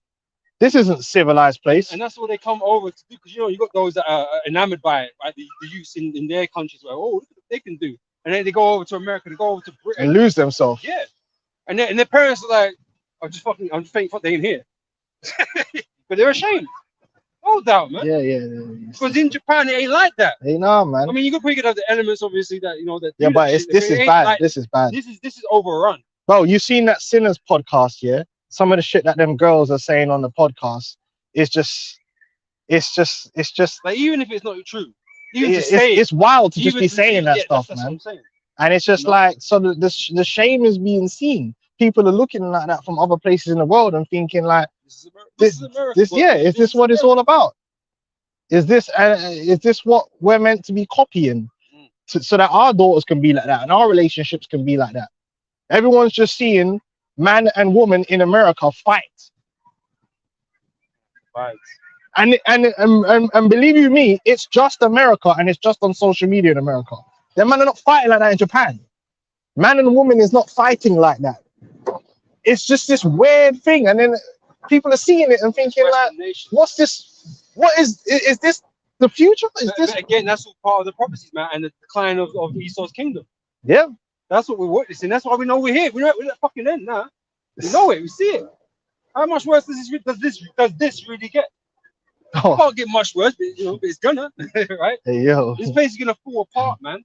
But we Yeah. know it's getting close to that point now, because there's only so much this world is gonna have to take, man. These kingdoms are gonna be able to take where it fucking just dismantles itself, man. It's shameful, man. You know? It's absolutely shameful what they even show in the light, let alone the stuff they're bringing out in the light. You don't even want to know what man are doing in the dark, man. I think that they are ashamed of. Yeah, if that's what you're talking about in the light, then what are you ashamed of? It's crazy, man. Disgusting. So, The book of Isaiah 19 and 14. The Lord has mingled a perverse spirit in the midst thereof, and they have caused Egypt to err in every work thereof, as a drunken man staggers in his vomit. Yeah, man. America's finished, man. There's nothing they do well. There's nothing. They've not improved life for anyone, man. It's not the pinnacle of civilization. The people are not enlightened. This was supposed to be the era of enlightenment, right? The 1700s onwards, they call it the Renaissance era and the era of enlightenment. These people are not enlightened. The average person in America does not understand or know anything but entertainment. They're ignorant beyond belief. They have no knowledge, wisdom, or understanding when it comes to righteousness, health, diet, anything. Why has Esau really improved in that? Nothing. They just got some technology that's fancy. I told you, it's made in China, and it has it looks like it's working, but when you get to the core of it, it's done nothing. It's done nothing, man. The fact that you got people being NPCs and making money off it just shows you idiocracy. That's that movie Idiocracy. There's idiots. The men are so fucked up that man are not even paying for pussy no more. They're paying to look at the pussy, man. What's going on? Man are paying a girl. They're having a relationship with a woman for $9.99, and she's posting up bikini pics. A man's paying a $9.99 a month for that, man. Man are not even getting the punani, fam. Man are not even getting the punani. Then man start sending them money. Man start sending them $100, $1,000. Well, there's one video. There's one girl on Twitch, yeah. All she did was sit there, play video games with her feet up on the table and the camera with her feet in the shot, yeah, and abuse people and say, "Oh, you better send me some fucking money." And all you hear is da-da-ding, da-da-ding, and man's are actually sending her money. These fucking incels, are sending her fucking money, man. And she's just playing video games with her feet up, man. And there's grown man, there's man sending hard-earned money for this. And not getting no panani, but I can't. This place is through. Man, I want to buy sweat. Then man want to buy spit in jar. Perverse. I don't even want to buy the pussy. They buying the spit in a jar. Yeah, I'm done, man. Them man are buying the spit. One girl, she was spitting in the jar, man, buying it, fam. What's going on? Perverse. Hey, yo, real man. Listen, no real man should ever be doing that, man. Bomber clock, like. Goes on to say, back in Nahum 3 and 6, that I will cast abominable filth upon thee. This is what this is, man. Filth. It's filth. It's destroyed, filthy, man. And make thee vile. Yeah, it's vile. It's disgusting. STD. Just look at this STD statistics. The STD statistics is foul. It's disgusting, man. Bare batty man. Bare man are batty man as well. Undercover. Homos, man. And that's disgusting. 100% abominable. It's disgusting, man. Sorry, man. Burn this place. that I will set thee as a gazing stock. Everyone's looking at this place like, what the fuck, man? And it is Russia's like that. what the fuck? China's like, what the fuck? It is like that, man. It's like weirdos. America's filled with weirdism. That's where you get the weirdest weirdos, man, and they get a platform. Look at that dude. Who was that Don? The transgender Don that did the Budweiser advert. You know the dude, you know, and he dresses like a woman, and then he did the Budweiser advert, and then man stopped buying the Budweiser. I forgot his Dylan. Yeah, but did you see the guy? Now, what the fuck is that, blood? Listen, I'm being real with you, yeah? A guy like that 60, 70 years ago couldn't walk the street without getting fucked up. Right? You man walk past the pub, one drunk guy gonna just murk him. Like, man's there drinking his pint and to see that guy walking down the street with a bikini on. Man would just dash the fucking pint glass at his head, blood, and just bust him up right there and then. They'd be getting hate crimes like straight, like, and rightfully so. What's going on? Like, why are you even walking around like this? Acting like that. They say pride is hateful, man. Now a man like that is getting a platform. They can talk. You got the other Jeffrey guy. He's an American, and he's on there talking like a damn gal. And then what he was doing was contacting children and telling them, you can sign up to the Patreon to contact me personally, and don't tell your parents. Some like some pedophile transgender done, and it's all in America.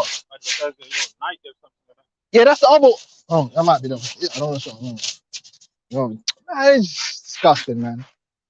Grotesque. They started the beat. No, they made the BBL trend mainstream. I know in Brazil they were obsessed with the BBL before, but it really got made mainstream by America. And BBLs are grotesque. Anyway, go on. Verse 7, it shall come to pass that all they that look upon thee shall flee from thee, and say Nineveh, which is representative of America, right? Is laid waste. And that's what's going to happen. America, right, is going to be destroyed with thermonuclear destruction, man. And rightfully so. Rightfully so, because from one end to another, from Hollywood to New York, it's just filth. It's disgusting from top to bottom. The whole thing is disgusting. It's unclean. Yeah, it's a blot on the earth. It's a virus on the earth. It's a mold.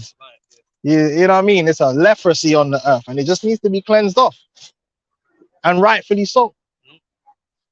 It says, who will bemoan her? Who's gonna lament for her? Who's gonna miss her, man? You know? Because this place is obviously fucked up. It's a lie. You know? America's a lie, man. They're gonna solve out quick when those missiles drop, man. look at the fucking, you know, we didn't even mention it, yeah. But look at the they've had a problem with, now understand this, right? We know that your own people, the CIA, right, and the elites are the ones pumping the illicit drugs into America. That's a fact. Everyone should know that by now. So they're actually getting their own people hooked on these fucking drugs that turn them into nothing more than a ghoul that lives only for the pleasure of the next hit. And through that comes crime and whatever, because these people can barely hold down a job because they become so zombified, right? And they push that, and then at the same time create this whole jail war on drugs at the same time, so they can put people in jail for it, right? And you see the videos in America, there's whole streets full of zombies, man. Now that's mad. That can only be produced. That's a sign of a serious problem with a society when you've got that many people, yeah, hooked on these type of drugs. Because see, these type of drugs, only a damaged person would take them. You have to be a damaged individual to even be going down that path. There was something wrong with you, and that's why you sought this as a solution. That shows you there's a serious problem going on. Well, it's good to say, man, when the righteous are in authority, the people rejoice. But when the wicked are, people will mourn. They're just chasing the next high. That's why they're, trying to get that fucking hit, man. What the fuck is going on, man? Escapism. You telling me that's not the sign of deep-rooted problems in the society, and they just ignore it? and just carry on. Like, what's going on? You got zombies on your street. You got man leaning up, acting. Now in England, it's growing problem here too. Yeah, see them. I've been noticing it a lot. Like, there's a lot more homeless and a lot more crackheads. But there's nothing like, I don't think there's anywhere you can. I mean, don't get me wrong, right? There's a lot of crackheads in the UK, but some of the images you see coming out of America, it's like a whole street where they just congregating and they just look like something out of Last of Us. Well, as I say, Resident Evil, Raccoon City, bro. Yeah, it look like Raccoon City, bro. Whoa, Zombies, man, you gotta get away from that place. And you want to raise your children there? bro. Esau's destroying people right here, man. You know? And it's evident for all to see. But people don't want to admit it, man. People just want to think, oh, that's just them. That's just something that's happening because they're, whatever. It's Nah. Esau. Yeah, it's These toxic. white man's behind all this. The devil. It's dark demonic energy, man. Because there's demons behind them drugs, man. And they know that. They show you that in the movie Gabriel. There was a demon running all the drugs. A black one with dreads. All right, where we at? Yeah, finish this and then oh, you got sign? Okay. It says, who will bemoan her? When shall I seek comforters for thee? Yeah. Go on. And then so the Israel shall be reckoned among the nations. Let's finish that off. We started on that. This is Yeah, from it's mad. Isaiah 24:10. The seat of confusion is broken down. Every house is shut up, that no man may come in. There is a crying for wine in the streets. And that's what's gonna happen. You see, it's gonna get so bad in America that people are gonna be crying for the good times. But the scripture isn't like that. Where you at, Isaiah? Yeah. Because even in that scripture, it tells you about how wine will be bitter. Because you see, there's a certain type of depression that wine can't help. You know, when certain times alcohol can make you, like, you could ease your pain, yeah. But there's a certain thing that can happen to you that you could drink, and it's not gonna help. That's how bad it's gonna get in America. All the good times and the partying and all that, right? It's coming to an end, and it's gonna go down in a brutal and a very dark fashion. Go and read that again. The seat of confusion is broken down. Every house is shut up, and no man may come in. There is a crying for wine in the streets. All joy is darkened. All joy is darkened. All the good times are gonna be done real soon, man. The Lord's gonna wrap that place up, man, and it's gonna go out the way it should go out. Sad. It's gonna be going out sad, man. Sad one, mad one, innit? The mouth of the land is gone. The mirth, all that entertainment that they are sedated with, the escapism that they're sedated with, is just pure entertainment, pure folly that people distract themselves from the reality with. That's why the entertainers are held in such high regard, because that's the number one drug. They paid so much. Yeah, it's the number one drug in America is entertainment. Their entertainment's gonna come to a stop. Some people ask, how do you know in the time of Jacob's trouble? There's no concerts. When there's no concerts, no clubs, no nothing. The whole entertainment industry, that's gone. Because when all hell breaks loose, what you think Beyonce is gonna be like, getting loose and all that shit. Announcing tours and all that. You had a little tiny bit of taste with the C19, but that wasn't the real thing. You're gonna see time of Jacob's trouble. There's gonna be they're not gonna be on YouTube trying to do podcasts and trying to keep it going. It's gonna be done. All that mirthing and it's gonna be done. Man ain't gonna be streaming on Spotify. They got more concerned about what the reality of what's happening in and around them, safety and trying to get food. Because inescapable. You know? Man ain't gonna hear about the latest celebrity drama. We live in that drama with them. In the seat is left desolation, and the gate is smitten with destruction. When thus it shall be in the midst of the land among the people, there shall be as the shaking of the olive tree, and as the greening grapes when the vintage is done. The Lord's gonna wipe that place out completely, man. It's gonna wipe it out completely. And the only ones that are gonna survive and be delivered is the elect of Israel to be with the Lord and to set up a new kingdom. And that new kingdom is gonna be completely different to this kingdom, right? It's gonna be in complete order. It's not gonna be so all the countries that exist now, they're not gonna exist in the kingdom because it's all bullshit made in China countries.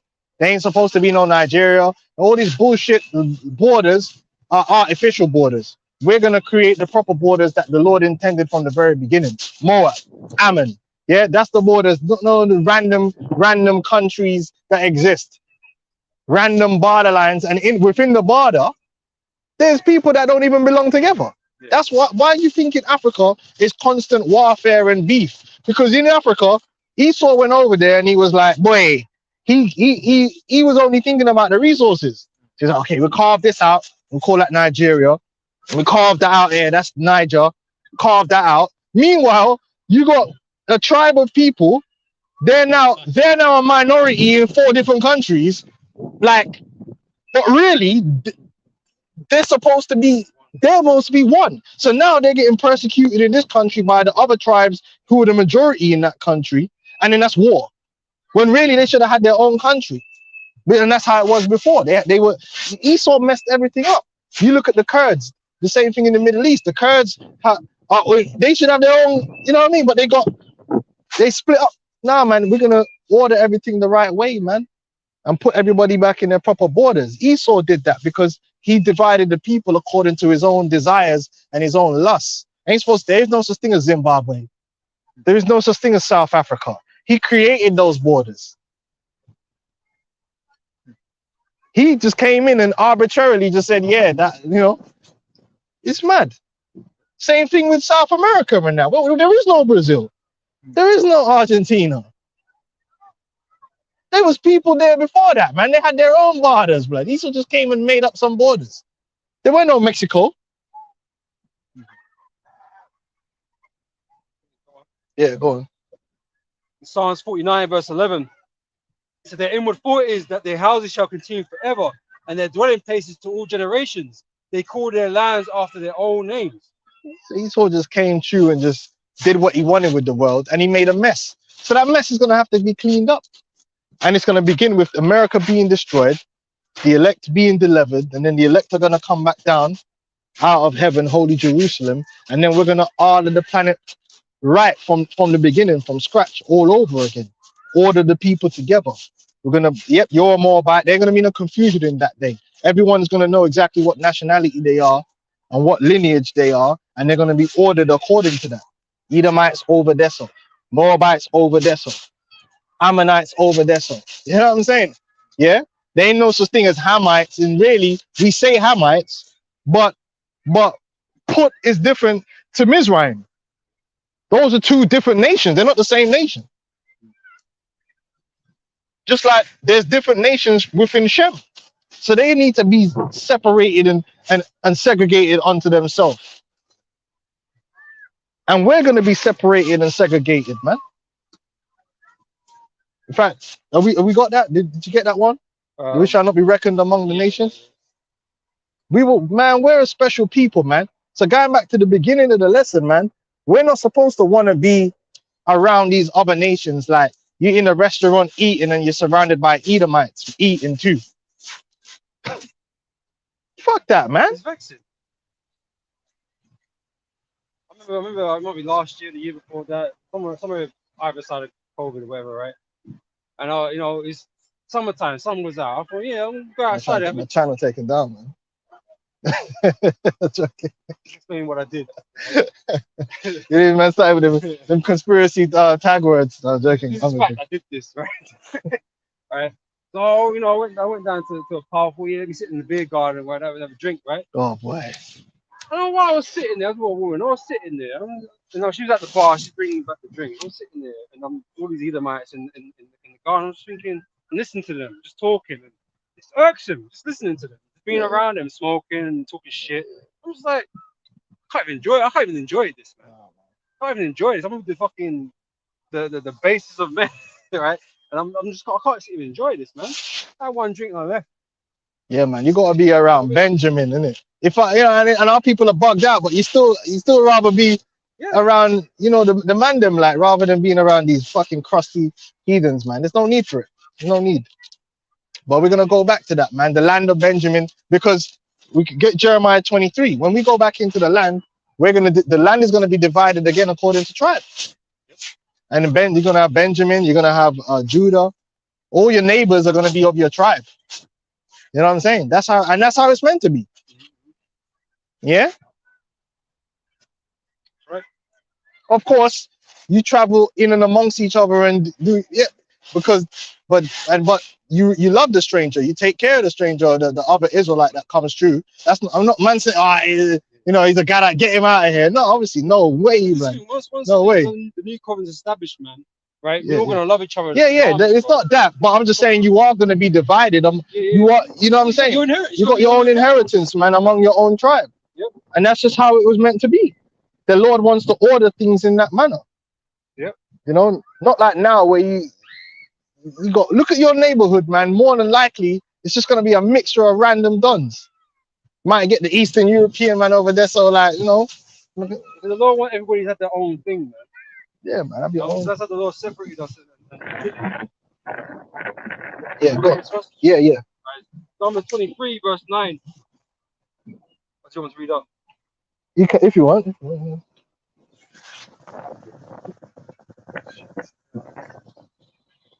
Numbers 23, verse 7. And he took up the parable and said, Balak, king of Moab, hath brought me from Aram, out of the mountains of the east, saying, Come, curse me Jacob, and come defy Israel.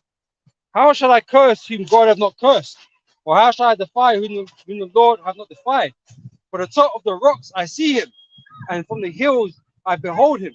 Lo, the people shall dwell alone. And I believe, if I'm not mistaken, you could correct me on this. We actually had a particular way that we would march, right? I know there was a positioning in the right, if I remember correctly, there was an actual positioning based upon the ark. So I know the Levites with the ark, but then each tribe had a position in the way we would move, right? The Lord, it weren't just like random, like man were just randomly walking in the same direction and everybody was everywhere.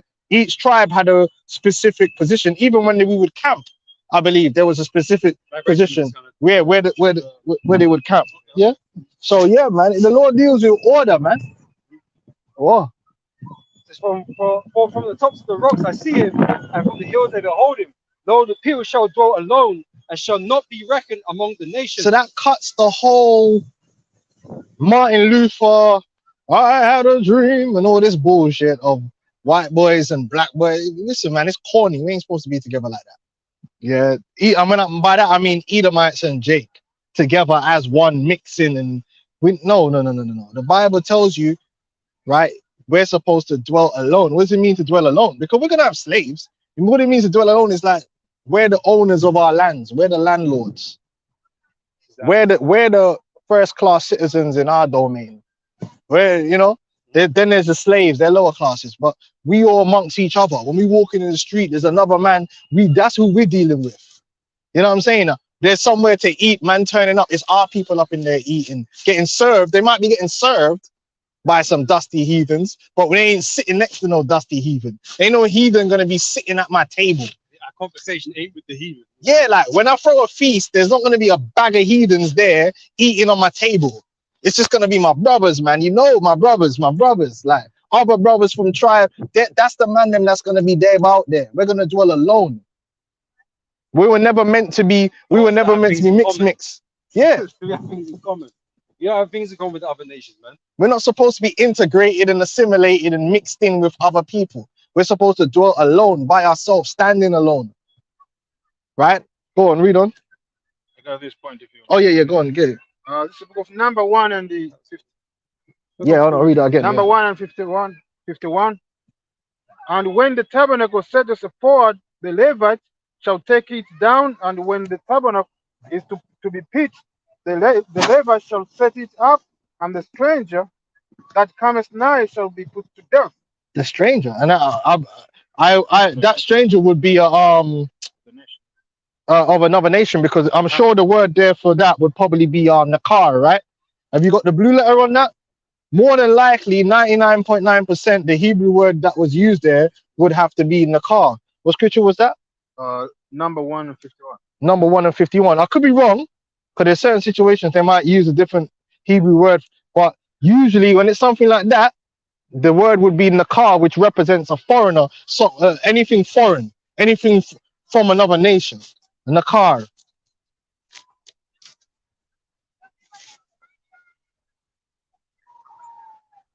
Zero, this one. Yeah, because that's another word that would be. So you had nakar and you got zuar, That's a which less frequent one. which is also used for basically a stranger or another nation or a foreigner or enemy. Yeah. It wouldn't be gar, because gar is someone who is basically just a sojourner. So it could be an Israelite that's sojourning. So for instance, if you're a temporary inhabitant, so say like you're in the land of Benjamin, yeah, and Gadite was to come and be living in the land of Benjamin, he would be considered a gar. Or if he was visiting, he would be considered a gar, a sojourner. Just like the Levites were counted as sojourners because they had no inherited rights in that particular place. And so whenever you see the word gar, it's usually talking about Israelite sojourner. But then Zuar and Nakar is usually used for like heathens. And a heathen can come near the tabernacle. And the children of Israel shall pitch their tents, every man by his own camp, and every man by his own standard, throughout their host. Right, so the Lord always dealt with us being in order, and we're going to go back to that order. Right, now where was the mixed multitude? They were outside the camp, man. These people always talking about the mixed multitude, but when the Lord didn't say, yeah, and the mixed multitude were the cattle and that, man. The Lord wasn't dealing with the mixed multitude. So I was just reading in the Hence why he didn't even give the worst thing about it, yeah. The Lord didn't even give them respect, yeah, to respectively detail who the hell they were.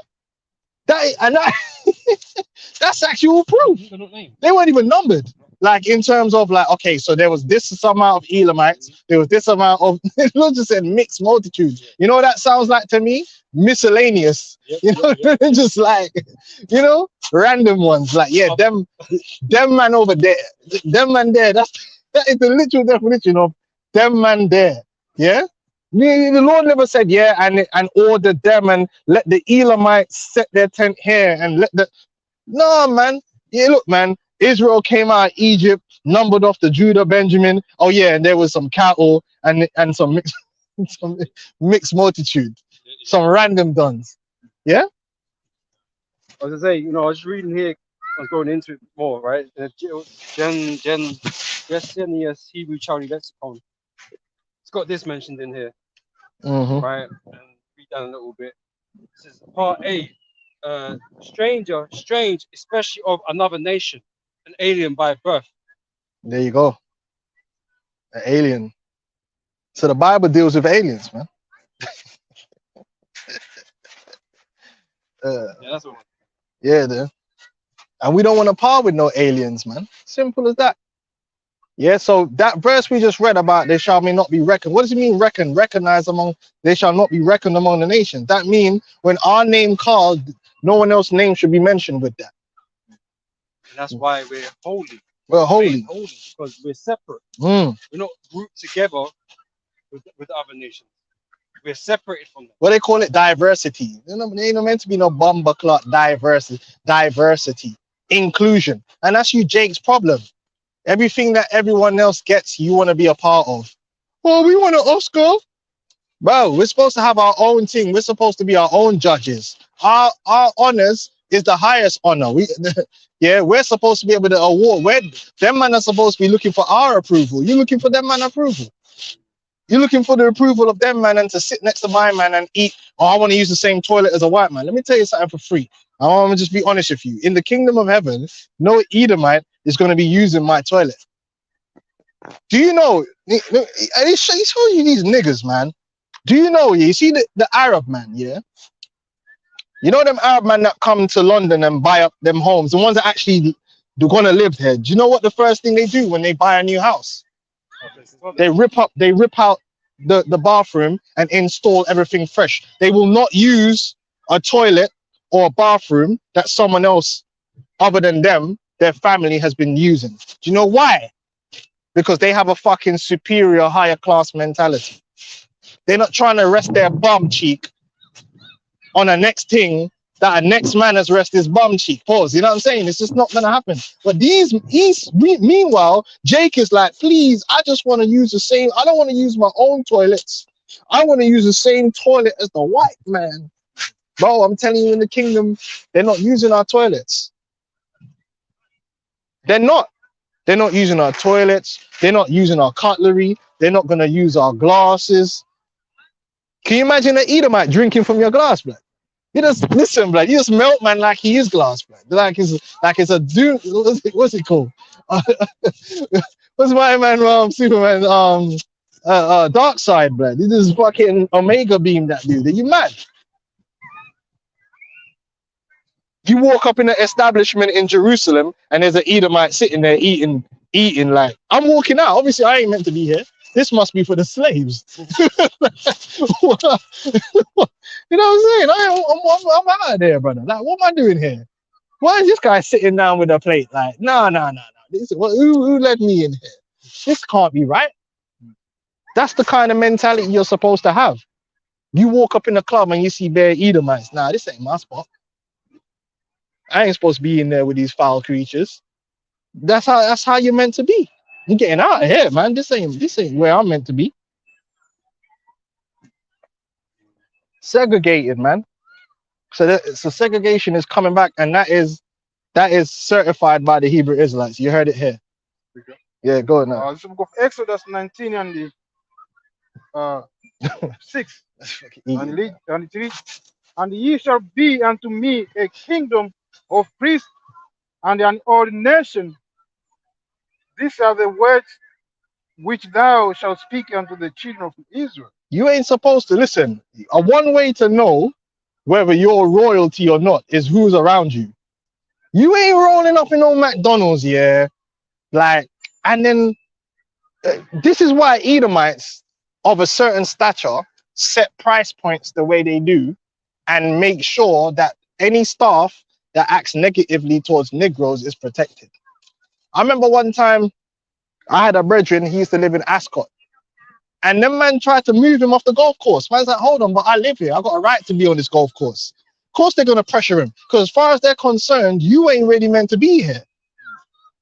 There's a reason why I paid all this money to be here. I want to be around my people and my class. Like, why are you here? Then they start moving out. That's why when Jake moved into an area and too many Jake end up in that area, the Edomites are like, yeah, we're leaving. Because I'm not meant to be here. You know what I mean? It's either they're not meant to be here or I'm not meant to be here. It's one of the two. When you look around and you see the type of people that's around you in a place, it should match who you are. If it don't, then you're either just like them or something's gone wrong. So if I turn up, like for instance, if I turn up to a place and there's bare ratchet people there, I instantly know I'm in the wrong place. Because if all these ratchet people are here, either I'm ratchet or I'm in the wrong place. That's the way I look at it. You ain't gonna see Prince Harry. Listen, you go for eat dinner. What are the chances that Prince Harry is gonna be, or Prince William is gonna be sitting there where you are? There's a reason for that. You've got to be up on Prince William's level for him to be sitting next to you on a table eating. You understand? Because there's levels.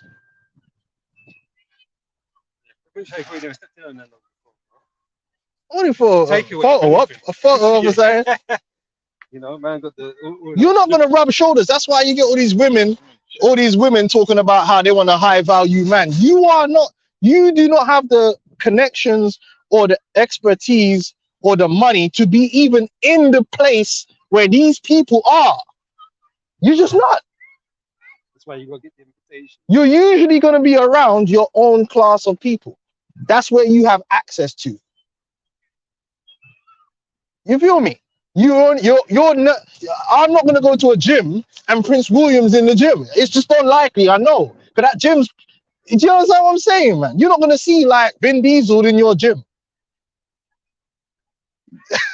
If you're some low down dude, So that's the way we're supposed to look at ourselves. That way, if we're royal people, if we're a holy people, then our spaces are supposed to be holy and supposed to be exclusive to our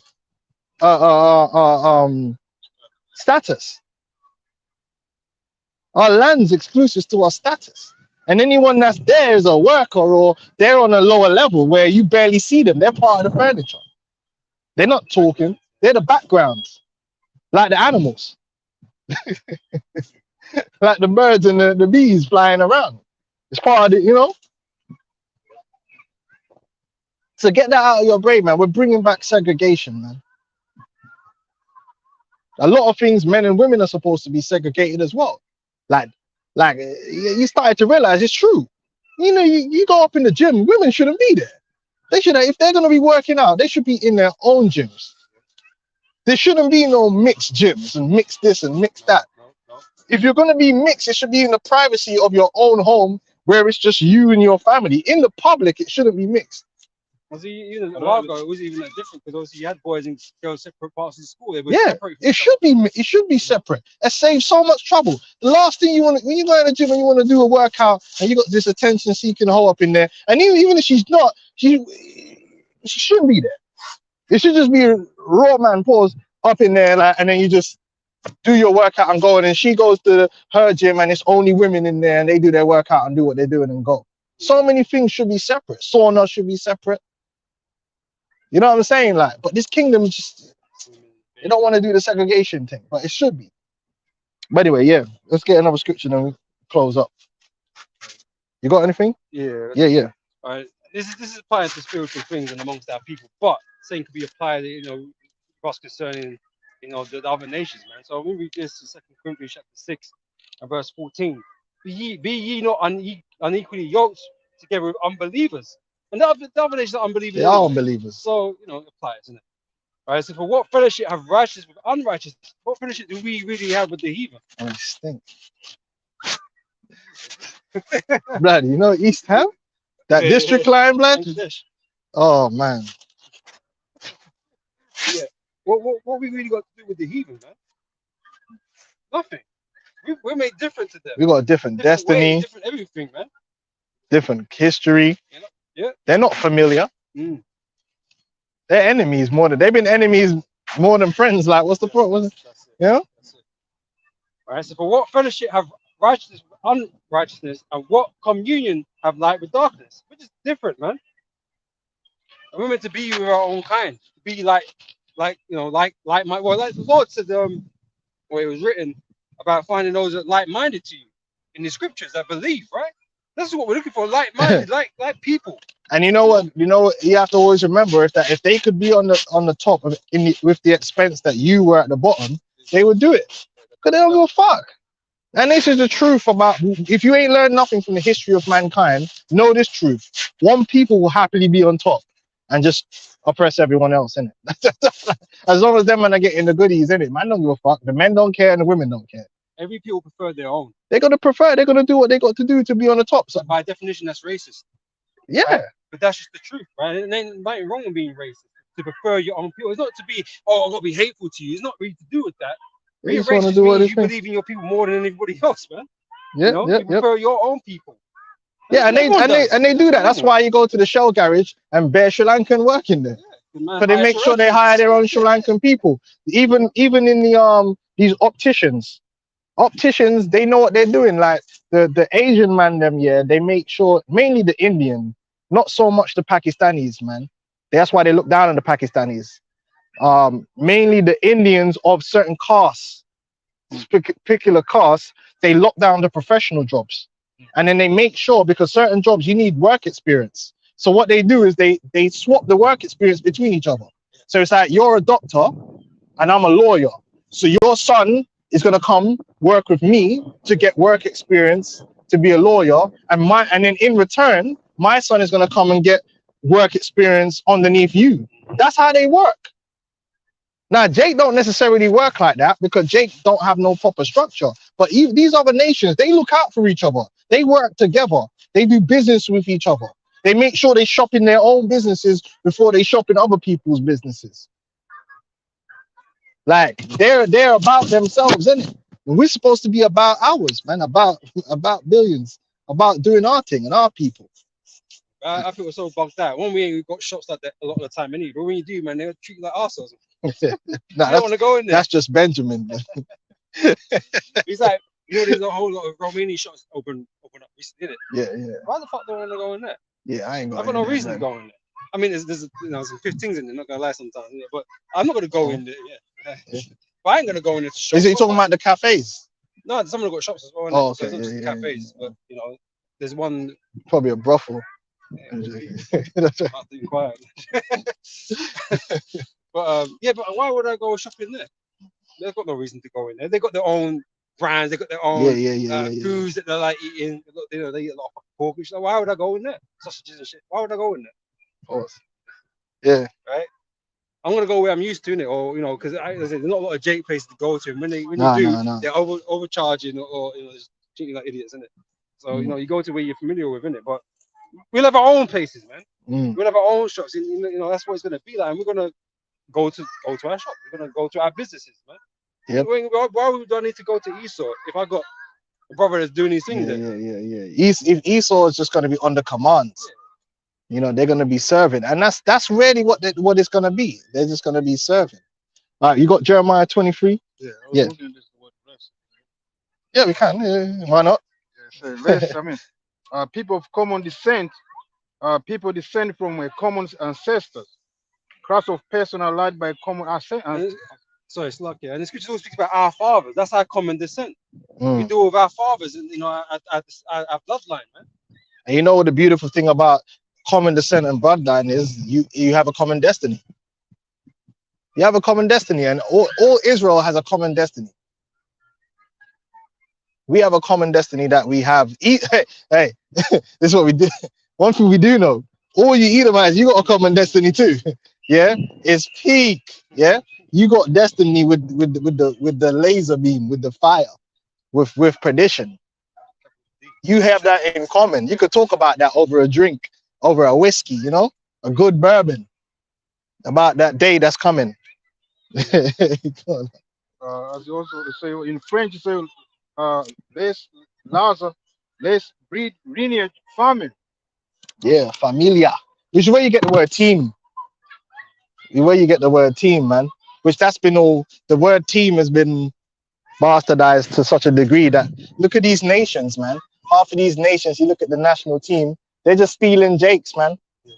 They're just stealing Jakes. Like if there was national citizenship, if the teams were just the tribes, it would be a madness. Like imagine if Benjamin, had a football team. Too much talent, but it would have been like like back in the day. Then you're talking about Ashley Cole at the back. You got Ashley Cole, Sol Campbell. Pause. Yeah, you got me there. Ashley Cole, Sol Campbell, Rio Ferdinand. Yeah, who you got on the right back? Anyone, it don't matter. It could have been anyone. We had some Glenn. No, not Glenn. Is it Glenn John? For the England team? No, just Benjamin to choose from. Oh yeah, because you still had the bad man like That's what I'm saying. that all them man over there, like Thuram and Desiree, and then you go into midfield. You got Clarence Seedorf and fucking Edgar Davids. Madness. Yeah, on the wings, it's mad, and then up front, it's even getting worse. Andy Cole, Dwight York, Ian Wright, Henry. Oh man, Clive. Oh man, if Benjamin had a team, because that's what the word team means. The word team means people of a common descent. So if they had a real World Cup, and it was just there was a team for Benjamin. But then look at Jamaica. Jamaica through, bro, because all the good Jamaicans are playing for England, man. Sterling and they all play for England and shit. All the good Ghanaians, they play for European teams as well. And the good Nigerians. The whole team, bro, is play for Germany. All that kind of stuff. Yeah, that's what I'm saying. Like, it's the Esau just jacking up all the man them and then leaving losing all the damn time. You know what I'm saying? Yeah, it's not right, man. So France, bro, France is pure Jake, man. It's pure Jake on the team, man. Even Turam's son's playing now, and I think he's a winger or up front. Yo, that team, if we had a Benjamin team, that team would have been different type of gravy, man. I'm telling you, it would have been a madness. Brazil, hey, Asher would be struggling, man. You know, hey, but a lot of them Brazilians, Judah and Benjamin too, that were playing. Because remember, you had Judah and Benjamin mixed in with Asher over there too. So we might even, hopefully, Ronaldinho was one of our man, but I think he's Asher. I think Adriano might be one of our man there. You know what I mean? Hey. As I say, France were nothing until they was grabbing, you know, the so-called Jake from Africa, bro. You know what I mean? Oh yeah. Jake from Africa. France 98. Well, that was a big thing because they said Africa won France 98. You know? Everyone want to be Brazil, bro. You know, get them World Cups. You know? Even now, they got Pogba. In France, got Pogba, Kante, Mbappé. Yeah, but they could keep him, man. I heard some shit with some tranny shit, man. You know, but he's still a bad boy, still. You know. Yeah, Benjamin would be madness, man. Go on. Jeremiah 23 and the 54-man squad. Yeah. Yeah. You be having selection problems. What formations do you play? Shit. Yeah, man. Jeremiah 23 and 1. Worthy unto the pastor that destroy and scatter the sheep of my pasture, said the Lord. The sheep of the pasture. The Israel, the land of Israel represents the Lord's pasture, and the Israelites represent his sheep. Go on. Therefore, thus said the Lord power of Israel against the pastors and against the pastors that feed my people.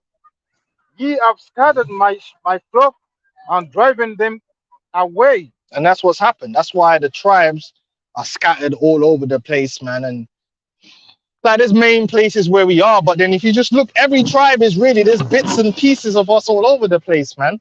You know what I mean? There's Benjamin everywhere. Benjamin is, yeah, in the islands, but then you got Benjamin in Canada, in America, in South America, in the UK, or in Suriname, because most of them Suriname, Jake's all up in the Dutch.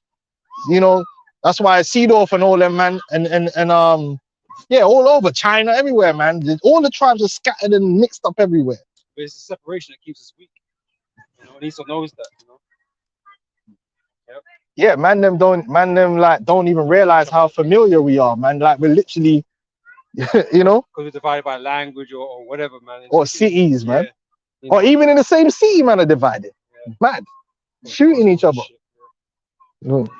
Ye have scattered my flock and driven them away, and have not visited them. Behold, I will visit upon you the evil of your doing, said the Lord, and I will gather the remnant of my flock. Right, so the Lord has said, so when the Israelites speak about what the Lord's going to do concerning Israel, it's prophecy. That's why we're speaking about Israel, the remnant of the Lord flock he's going to gather. But how is he going to do that? Who is the agent of that gathering? Yahweh Shai. That's why the scripture says that Yahweh Shai is going to send the angels. They're going to gather together the elect from the four winds. That's the same thing that we're reading about here. Go on.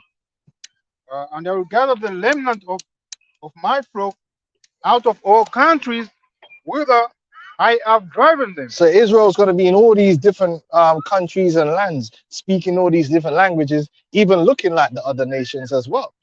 Go on. And I will bring them again to their foes. It says bring them again to their folds. What does that mean? What does that mean by to their folds? Because when you go out into the countryside, right? If you ever get a chance to go out in the countryside, well, in the UK, it's beautiful. Yeah, it's good. It's nice. Yeah, like you go out. What you'll notice is the land will be divided by hedges or walls. Those hedges and walls are folds, and then sometimes you'll see some sheep in this one, and then like two over, then you see some sheep in that. The shepherds divide their sheep up into different folds, and the folds have border lines. So the folds that the Lord is talking about here is the borders of the tribes that the Lord set up. The Lord, you know, you lot will have from here to here. Joshua created borders for the different tribes. The Lord is going to do that again. So when we get brought back into Israel again, the Lord is going to say, yeah, Judah, that's your bit there. Benjamin, from Deso to Deso, that's yours. Gad, from there to there, that's yours. And so on and so forth. The Lord is going to give out land, well, like Joshua did previously. Yeah, this time Yahweh Shai is going to do it. So we ain't going to just be living, and that's proof that 1948ers, that's not prophecy, because they're not living in the folds. They're divided the land in a European style into states and postcodes. They haven't even got the full extent of the land. Yeah, that's another point. You know? When Yahweh Shai comes and gives us, puts us back in our borders, man, we're going to be given the full extent of those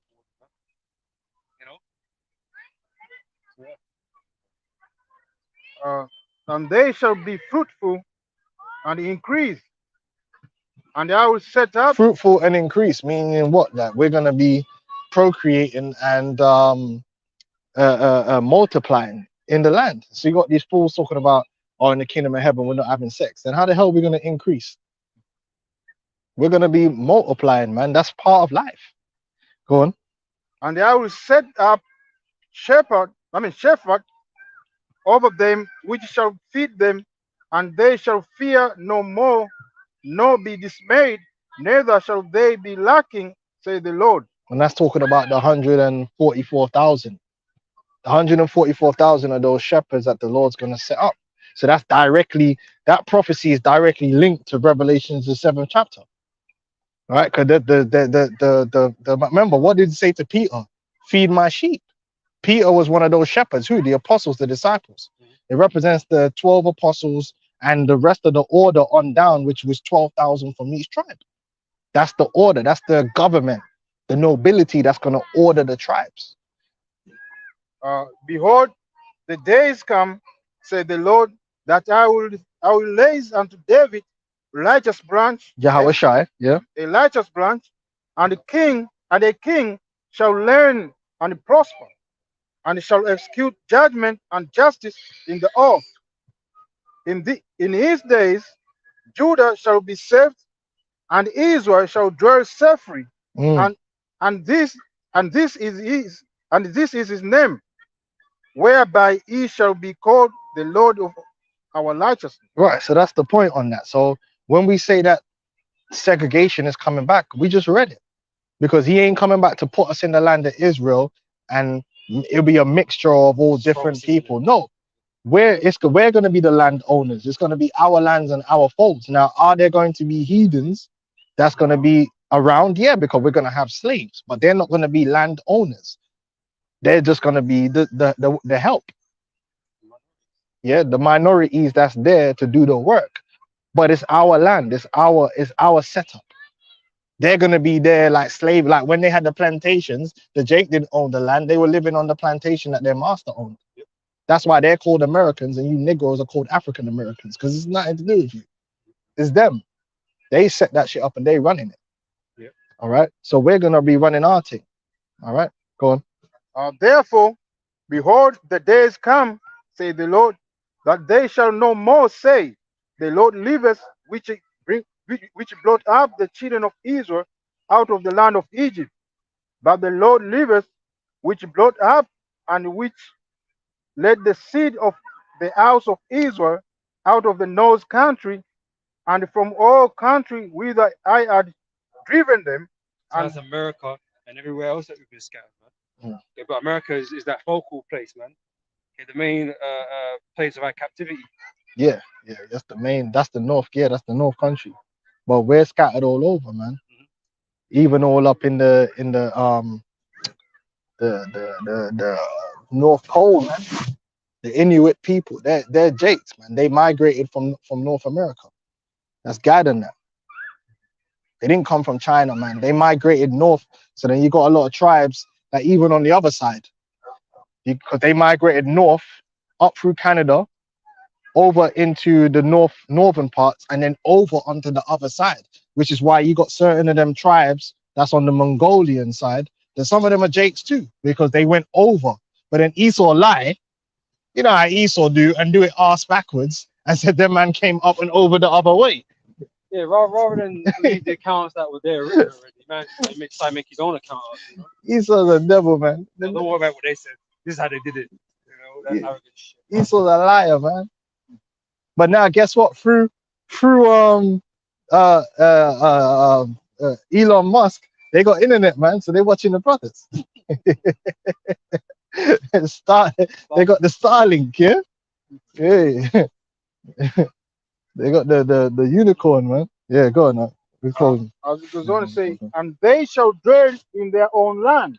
They shall dwell in our own land. Yeah, And dwell alone. dwell alone. Not no mix up, and all this business. Move into a neighborhood and Edomite owns a house there, and another Edomite owns a house there, and you just own a house there. You got a Moabite next to you. It's bullshit, man. Because look at all the problems that we had with the heathen that we didn't destroy. We went into the land of Israel.